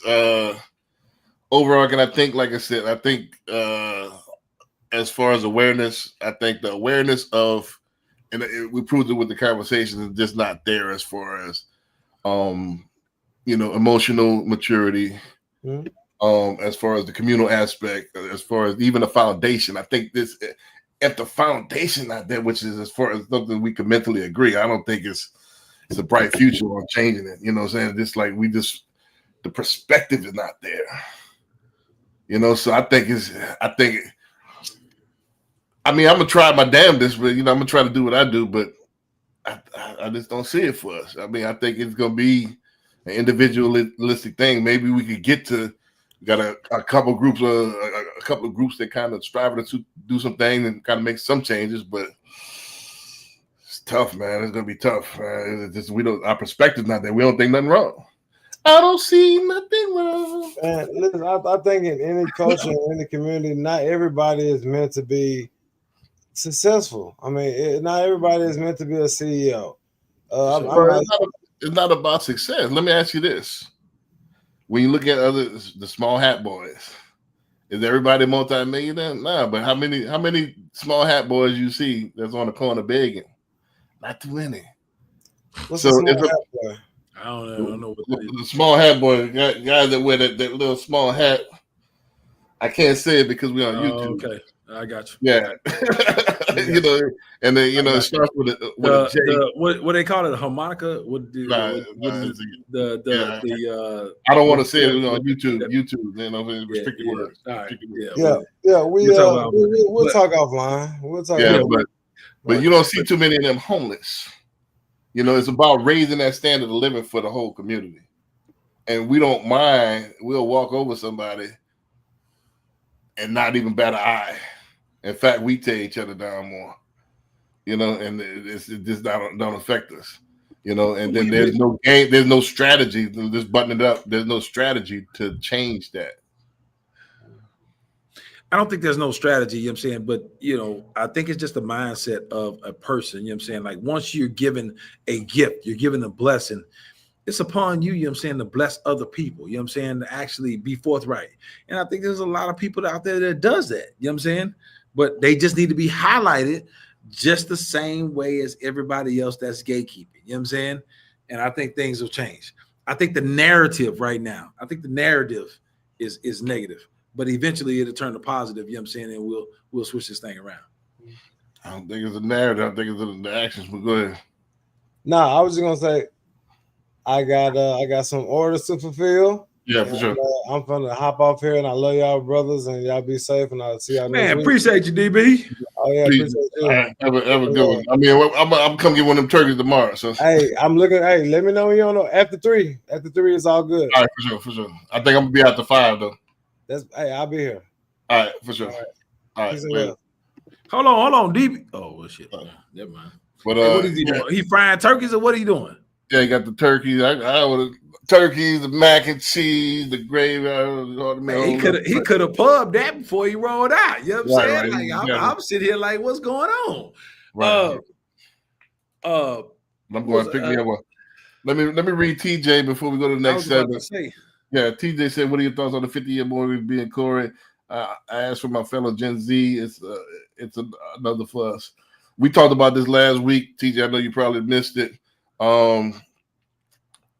It's mixed reviews. I think I don't see the purpose of it. I mean, again, I'm not gonna knock another product. I mean, if it's a product that people want to use, I don't see where it will help you that much. But if you want to use it, I think it'll be something that's helpful for if it's there. So I'm kind of in the middle.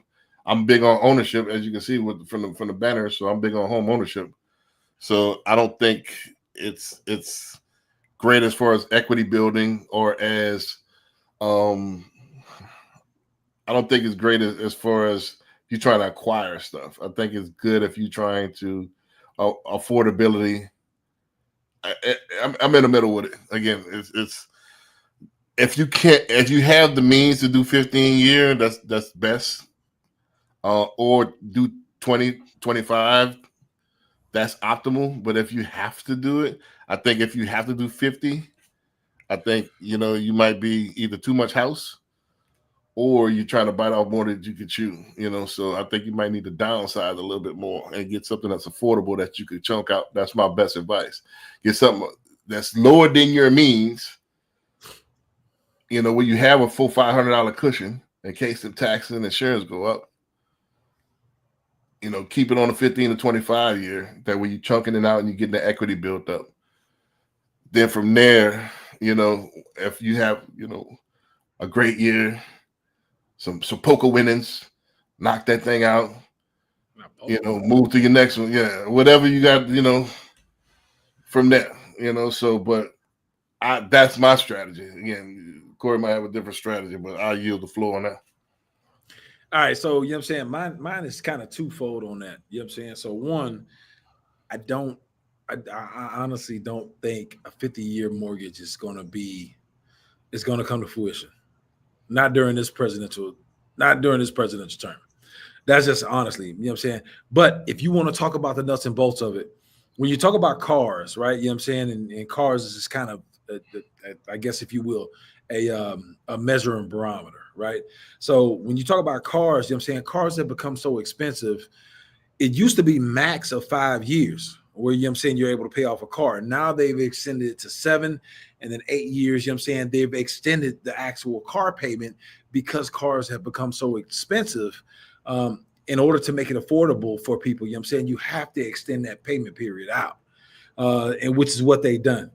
So I think the next thing is because the cost of homes are getting so high just due to the appreciation of COVID and all this other stuff. I think when you're talking about an affordability problem, a 50-year mortgage would actually help people be able to get into a decent home where they can actually have a decent payment, right? So I don't, you know what I'm saying? I'm kind of torn between the two because I want people to have an affordable home, but do I think 50 years is going to be good for them? No, I don't think 50 years is going to be good for them. But in order to make homes affordable and you don't have to go into some kind of efficiency house or some kind of tiny home or whatever the case may be, if you want a four bedroom house where you have a backyard for your kids to play in, a decent backyard where you can put a pool and all this other stuff, I think a 50-year mortgage is not necessarily out of the range. But I don't think, you know what I'm saying, it's a great, from a financial standpoint, I don't think it's a great thing for you because if you got to go 50-year, you really can't afford it. Like, you don't want to be house poor. And then the other thing is, you know what I'm saying, is that you don't want taxes and insurance to appreciate higher than the actual appreciation of the house. So I think it's causing a bigger problem down the line when you go to 50-year. But I'm all for any solution there is to make something affordable. And I think a 50-year could be a resolution, you know what I'm saying, to make a house affordable versus going to a trailer house or a tiny home or whatever the case may be, where all your family is crammed into one spot. My opinion. All right, let's get this next one going. I think I found it. Not black college players. I don't care what nobody say. They're not gonna give you the same shot as a player from a PWI. My thing is this: they have turned black college into JUCO. They have literally turned it into JUCO. It's a form league. Yes, and this is what's fucked up about it. So once a player ball out, and unfortunately, we probably finna see it with our team. We got a lot of ballers on that team. They're gonna get offered after this year, and they probably gonna be gone. I don't even want to say their names because I don't want to get nobody in any trouble, right? Yeah. But when it comes to the PWI, they have an abundance of money, right?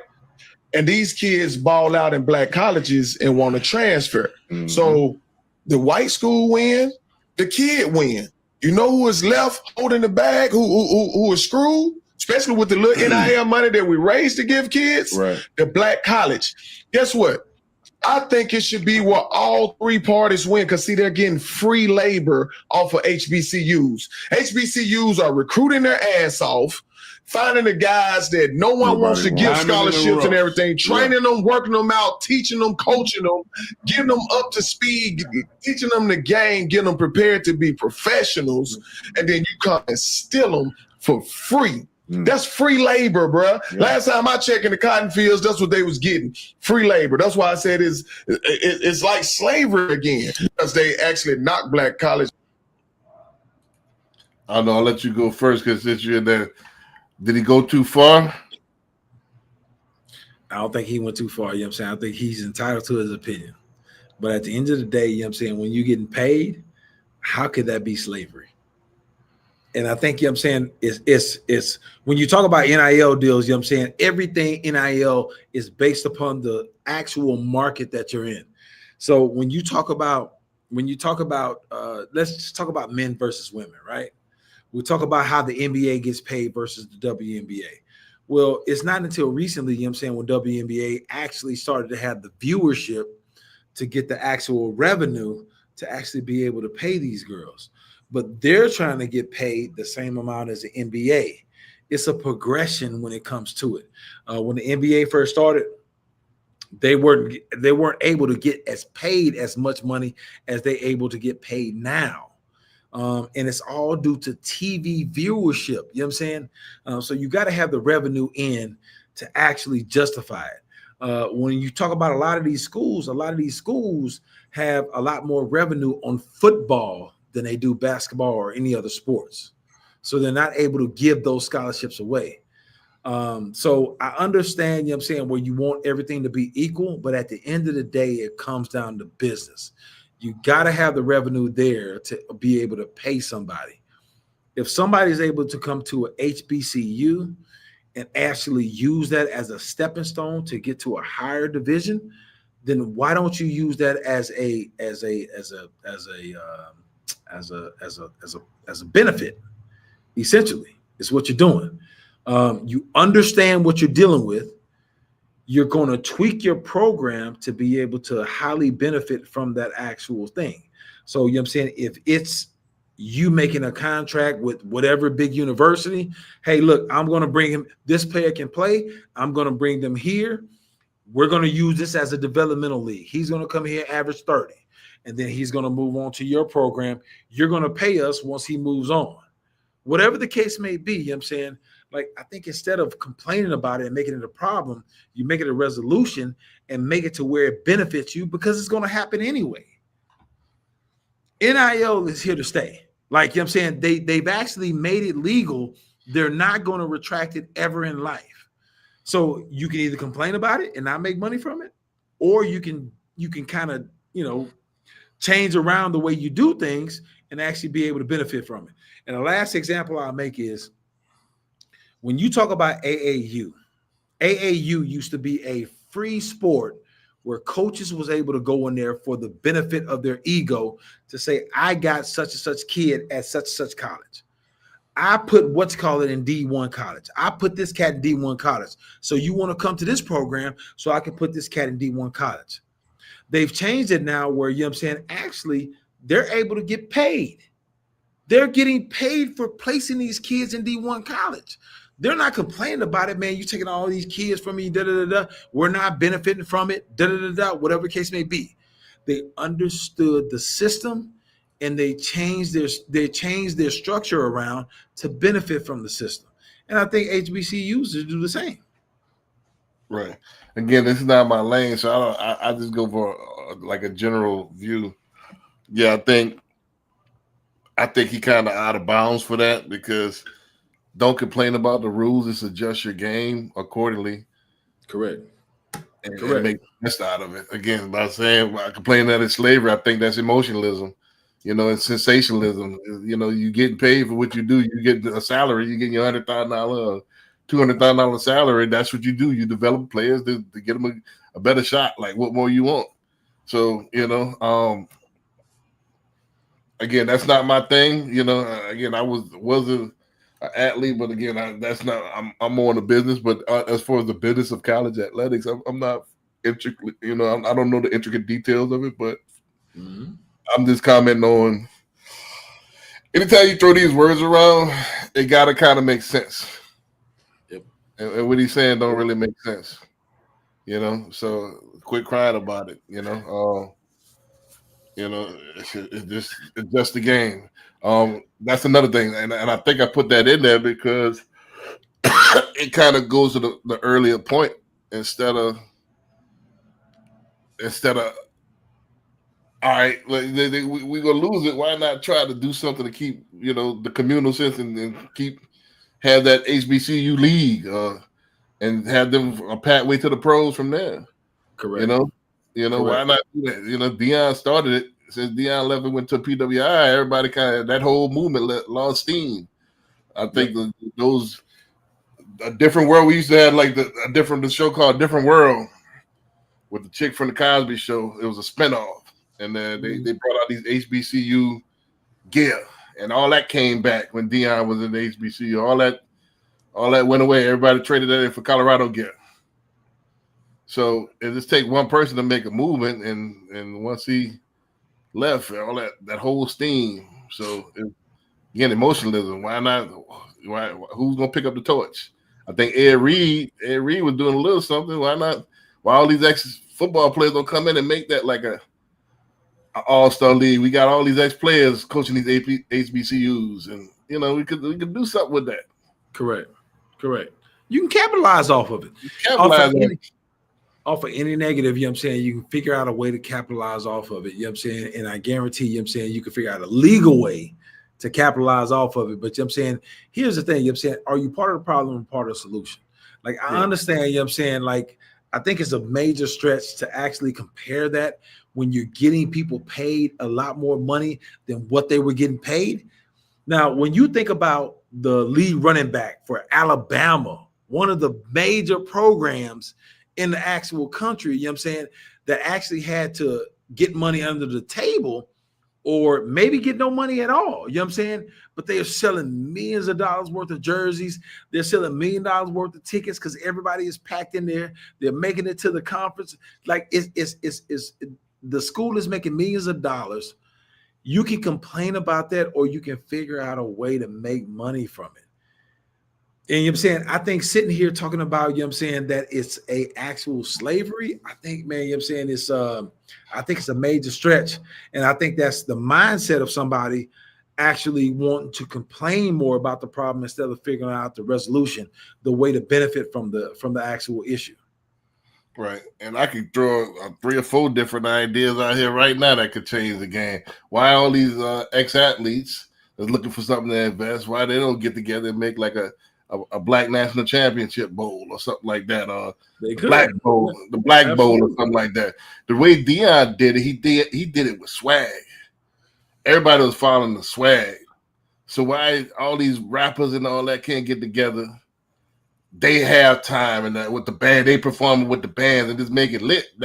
Why not use one of our strengths, which is making things cool, making things mainstream, and use that to highlight the black college experience? Dion, shine the flashlight on it, what it could be. Why the creativity ain't there when it comes to that? And that could fund all of advertisers gonna pay for a lot of them. The stuff they missing books and all this stuff here, whatever. 100%. Yeah, so we just don't monetize on things. I give you another thing. I give you one other thing. Yep.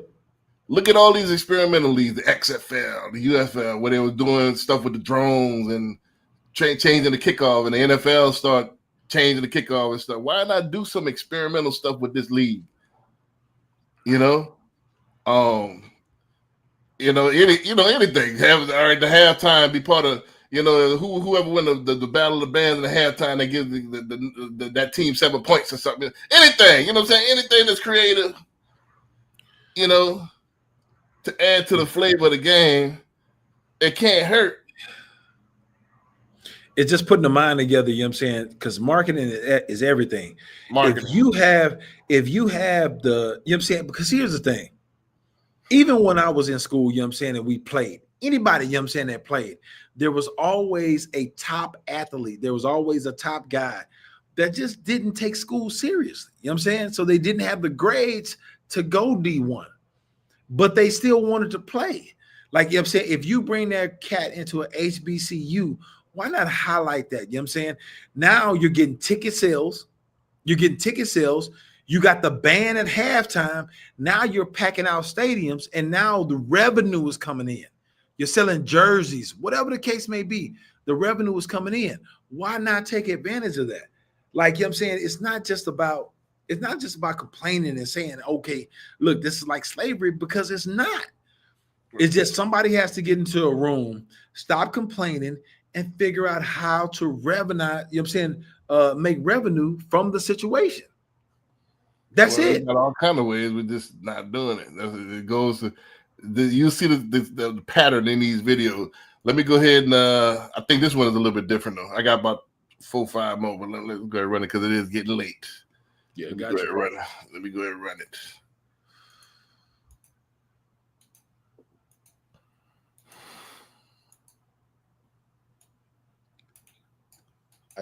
This is like an expensive prison.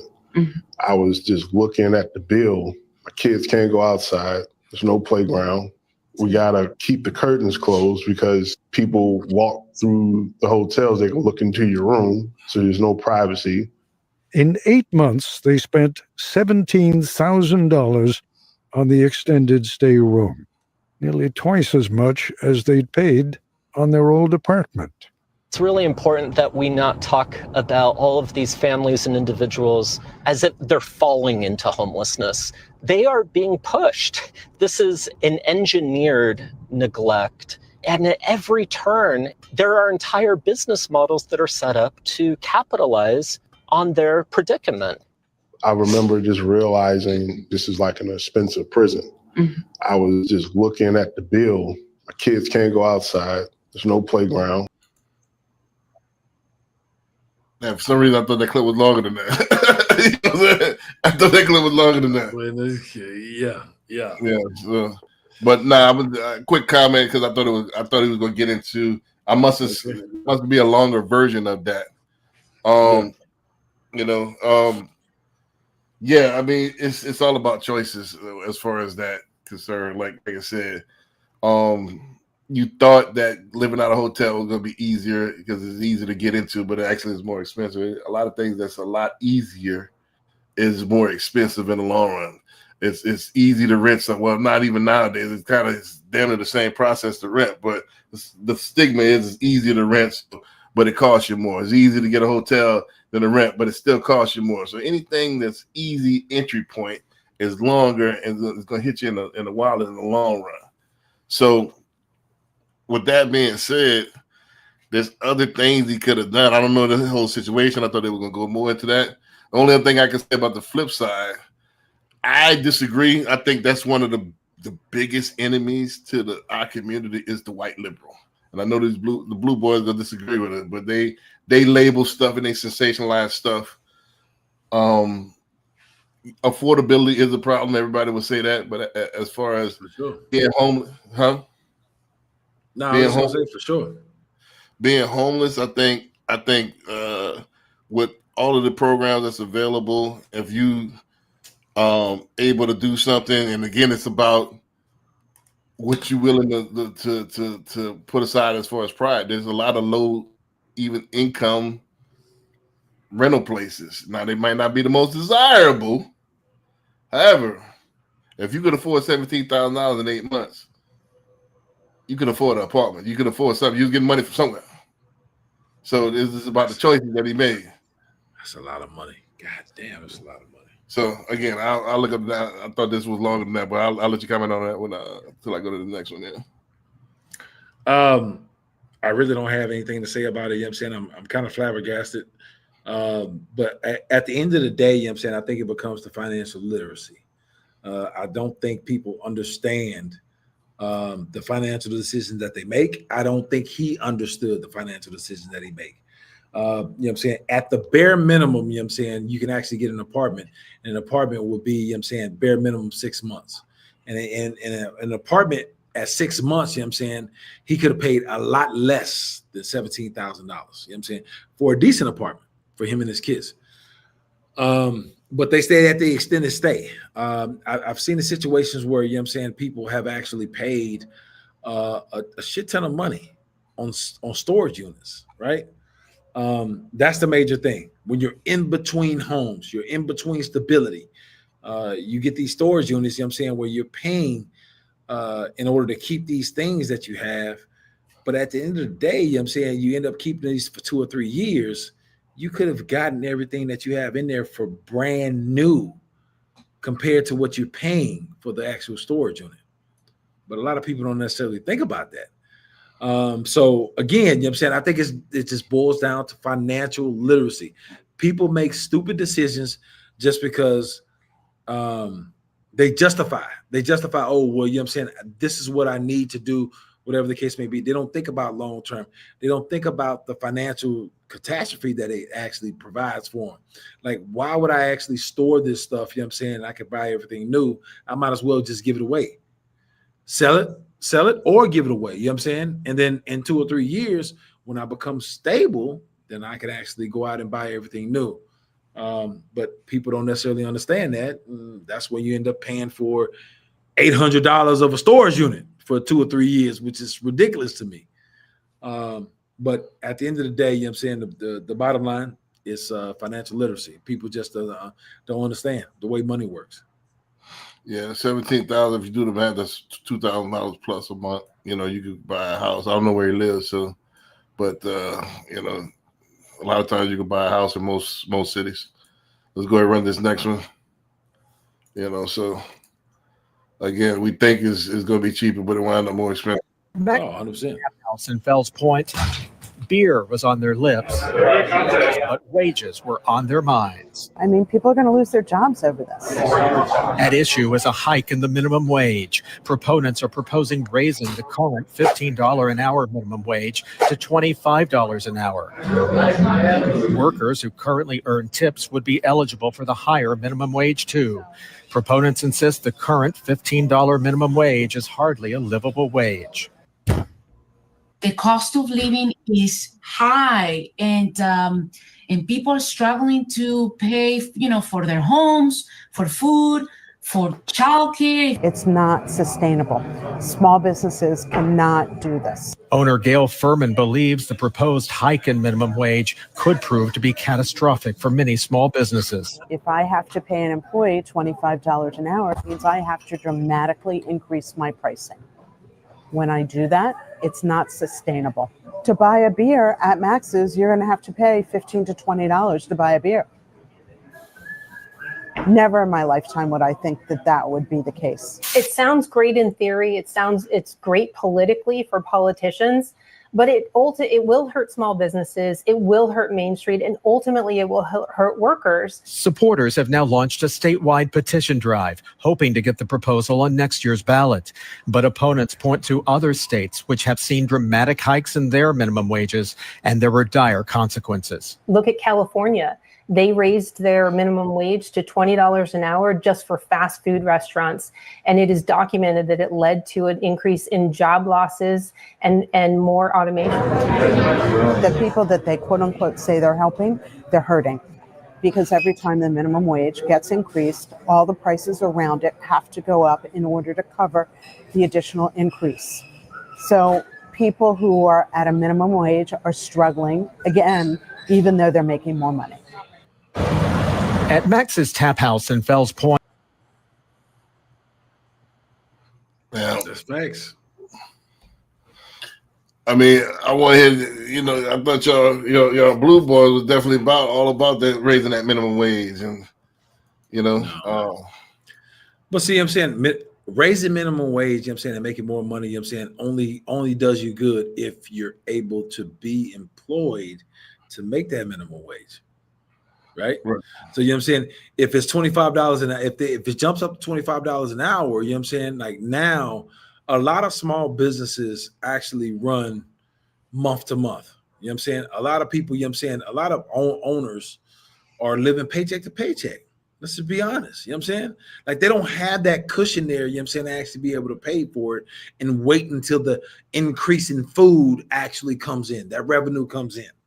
So chances are, if that comes legal and that becomes, the way it is, the first thing you're going to do is, look, I need to reduce my labor force, for one, to take care of it.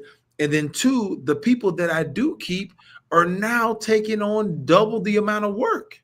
So is that truly helping them out? I don't think it's helping them out. But I think, for a political ploy, it's the greatest thing to say, okay, well, look, we're going to increase in minimum wage so you guys can get paid more. Okay, great. You guys get paid more. You're now at home on unemployment. So I think for me, like anybody, blue, red, whatever the case may be, there has to be a happy medium. There has to be a medium where, the small business owners are able to give up a little, but then, the actual workers are able to make a little bit more. You can't jump from $15 an hour to $25 an hour and expect for anybody not to lay anybody off. Like that's just the craziest thing ever. And then on top of that, now you're looking for actual customers now to pay for a $15 catfish plate. Now they're paying $25. Guess what they're going to do? Nah, I ain't doing that. I'm going to the next restaurant down the street that's actually charging cheaper. This is just too expensive. I'm not going to do that. So revenue goes down. So, like I 100% get it. Like blue, red, whatever, it doesn't matter. Economics is economics at the end of the day. It has to be a win-win for both sides. Again, I don't want to go too much into a lesson on this, but I think it's from emotionalism, selfishness, and laziness. And laziness. Yeah, it's laziness. Let me explain why. These certain jobs are not meant for you to be able to afford everything. Certain jobs are entry level and they're a lower level. They're unskilled labor, and they're for a certain category of individuals. They're for starter jobs. They're for people's second jobs. They're not skilled. You want to get paid like a skill. Oh, because stuff is going up. I should get paid more, but anybody could wipe down the table. Anybody could pour a beer. So I get it. Just because stuff goes up doesn't mean you deserve to get paid more. Is your task going up as your wage go up? No. So my thing is, it's supposed to be these fast food jobs. Supposed to be for kids. It's supposed to be for young people just getting into the workforce. It's supposed to be to help you through school. Part time. It's supposed to be for that. It's not supposed to be for you 40 years old trying to pay bills and working at Papa John's. By then, theoretically, you should be in the manager, the C-level management at that point. What happened is you made some bad decisions. And now you want to complain about what you think you deserve. The problem about that is that you feel you deserve, but you didn't put in the work to get to that level. You want to complain about, and for us to again lower the level from A to C because you can't make the A. Mm-hmm. Which you made some bad decisions. You're up there in age and you're working this particular job. It's not meant for you to be able to raise a family of 5 on. That's what skilled labor is for. You should have got into something that's skilled. If you want to make that type of wage, there's other jobs out there. But the problem is you take these jobs, you're entry level, and I do a lot. I'm a barista. I feel like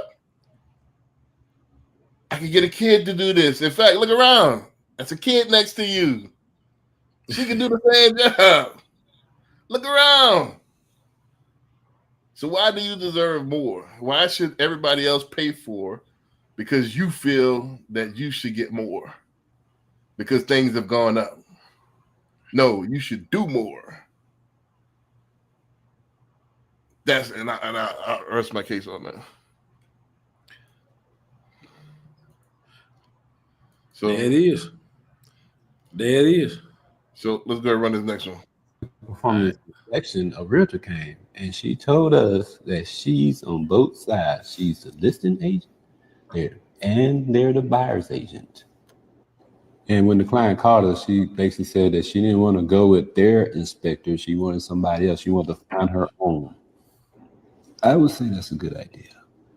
Now, just to tell you a little bit what we're dealing with here, she said the seller disclosure said that there was a leak in the garage. That's the only thing. She said the house is in pretty good shape. That's all we know about. That was on the seller disclosure. So I asked her, did they tell you where it came from? You know what she did? This is what she did. No, I didn't. I didn't ask. I bet you didn't. Let me show you what we're looking at. So as soon as I came to open up the house, this is what I saw. This is what I saw. As my wife said, biggest day. So we take a step back and that crack continues. Let me tell y'all something. I don't care about the realtor, the listing agent. I don't care about the buyer's agent. All I care about is the buyer.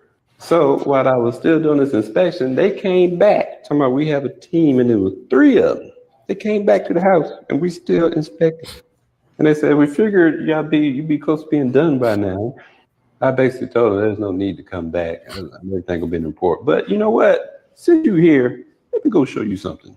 So I showed them that crack and said, if y'all want to do something, you start working on this right now to get this checked out. And the realtor asked me, she said, is there a crack inside the house around there?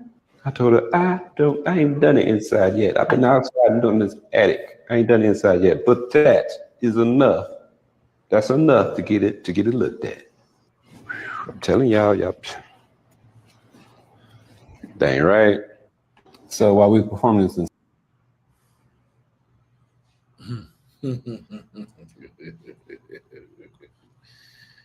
I'll go ahead real quick on this because I got about 3 more before we wrap it up.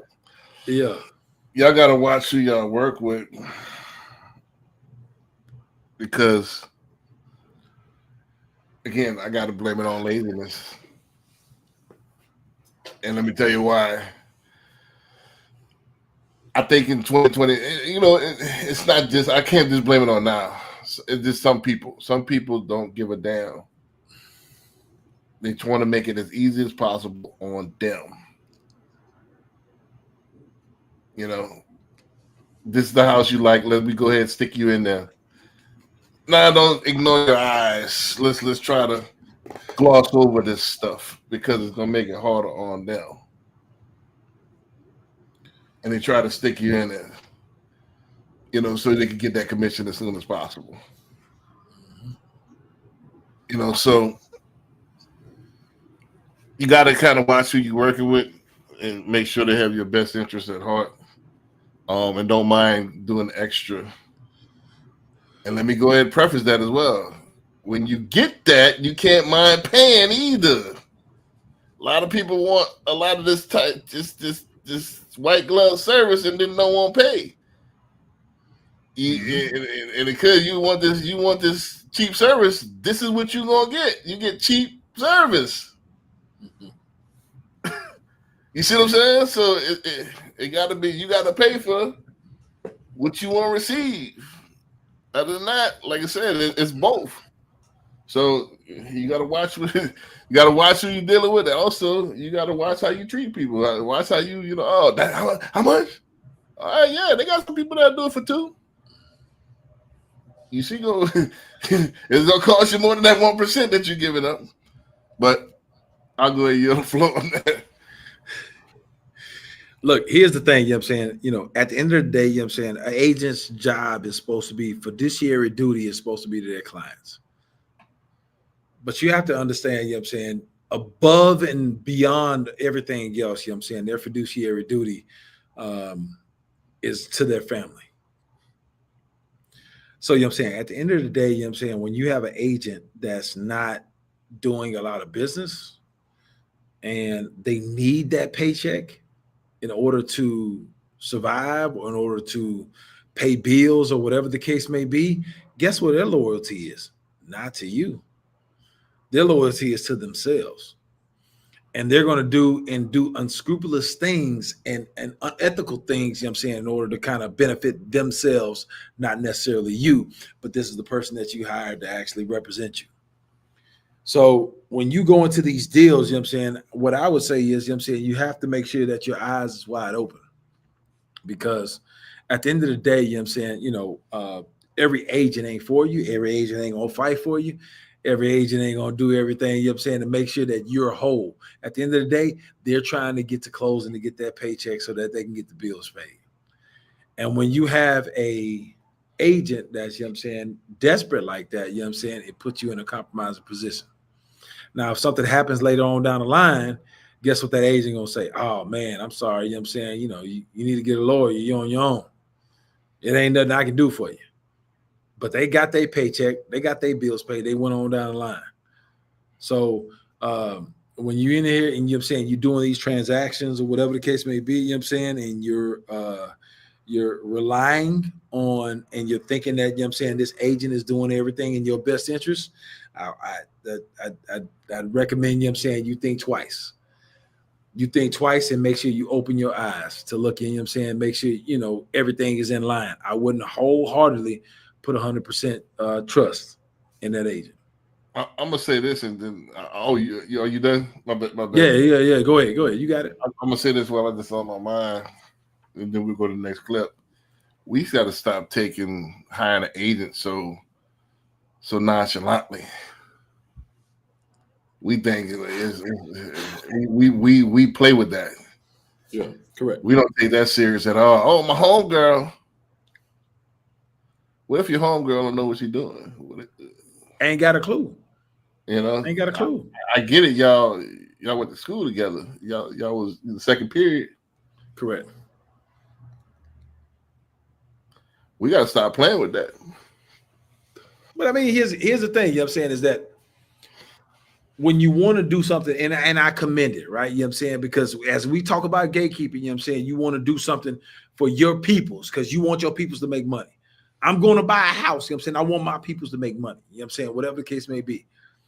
But at the end of the day, you know what I'm saying, you have to sit here and take into consideration that person may not know everything, and that person may be missing a whole bunch of stuff. So you can either pay now or you can pay later. It's the whole thing, you know what I'm saying, we talked about in a couple of podcasts ago where, you know what I'm saying, you can either pay through education or you can pay through the school of hard knocks.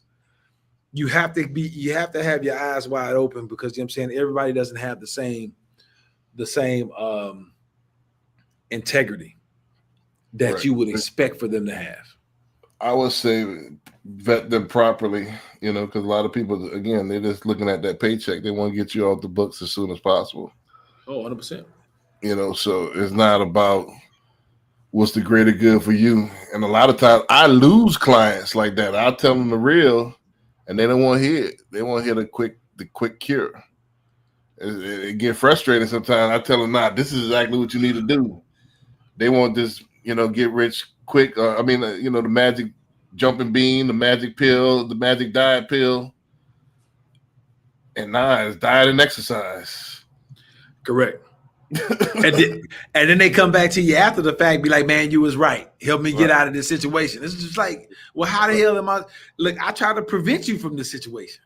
Like, come on, man. You know what I'm saying? Now you want me to play miracle worker, you know what I'm saying, to get you out of this situation?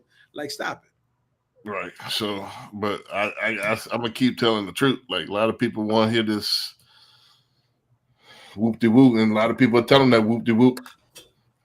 Yep. Get the Just money. to get to that commission check. Yep. Right. Absolutely. So I'm gonna end it off in like three positives to get up out of here. I got 3 positive ones. Let's go. Yes, sir. Let's go end it off.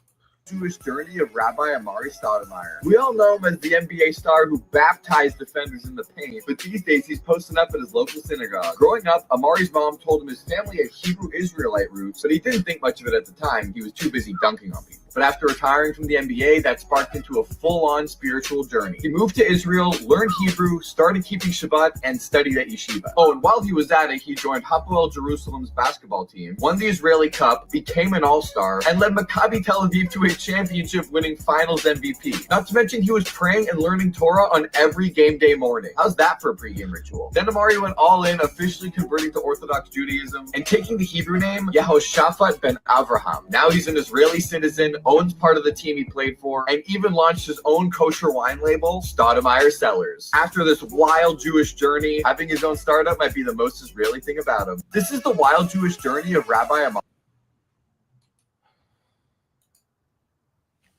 Man. So, I don't know if you know that about Stoudemire. No clue. No clue. All right. So again, I got 3 positive ones. So go ahead, comment. Go ahead. I'll let you go in on the first. Hey, look, it's nothing else to say about it. You know what I'm saying? Like, he did his thing. You know what I'm saying? Like, I appreciate the fact, you know what I'm saying, of people finding out their purpose after the NBA.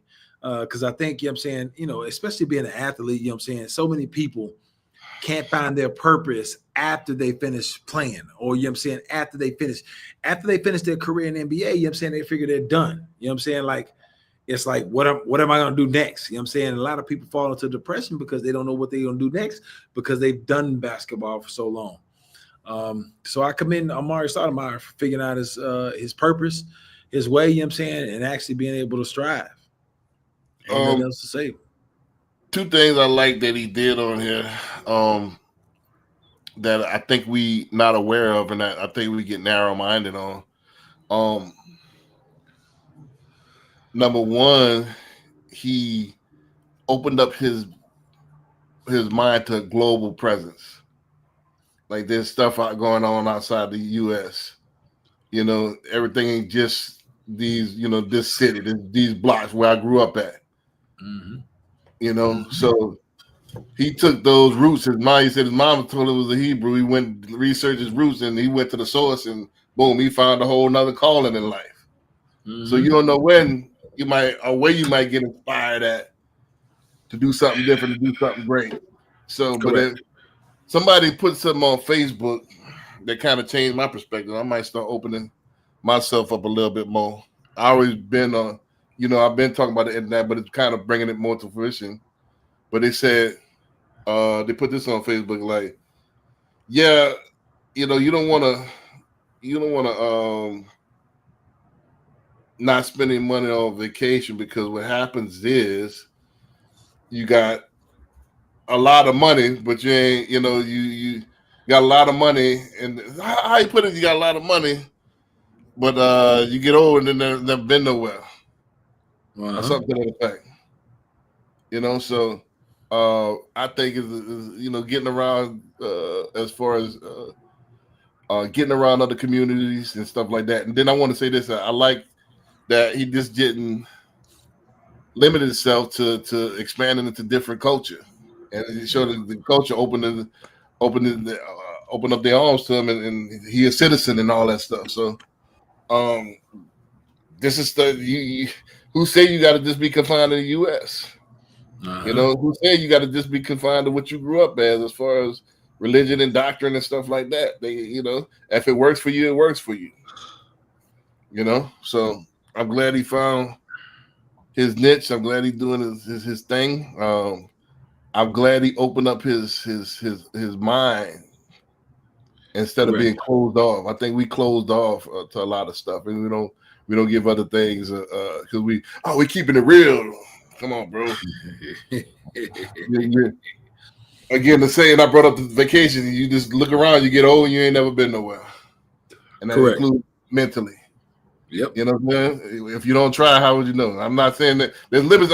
Certain things I'm not gonna try, but you know, different cultures and stuff like that. How do you know? You ain't been there. Yep. You know. So, with that being said, let's go ahead.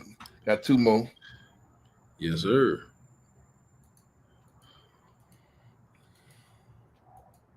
Reggie Bullock was drafted in 2013 to the Clippers, and he retired about a year or two ago. Oh my gosh, look at that court. He's got this whole island to himself, and you know, he let some visitors come into a bar that he recently opened too. But man, imagine retiring and being able to stay there.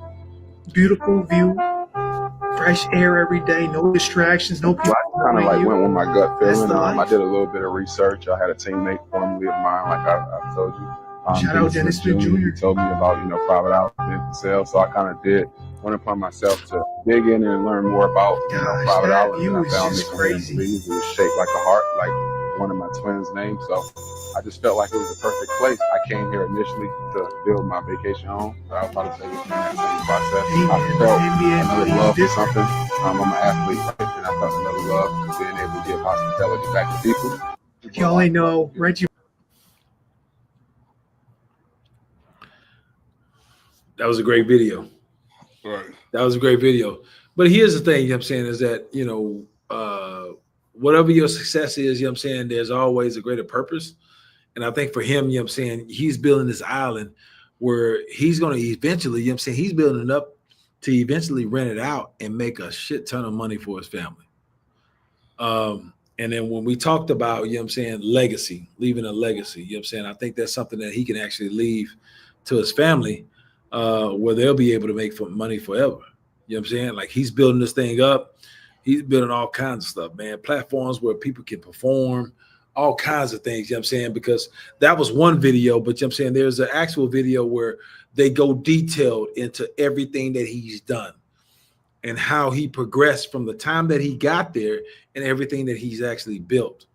And I think, you know what I'm saying, when people want to get off the grid and they want a vacation spot, like, those are the places that they're going to look to.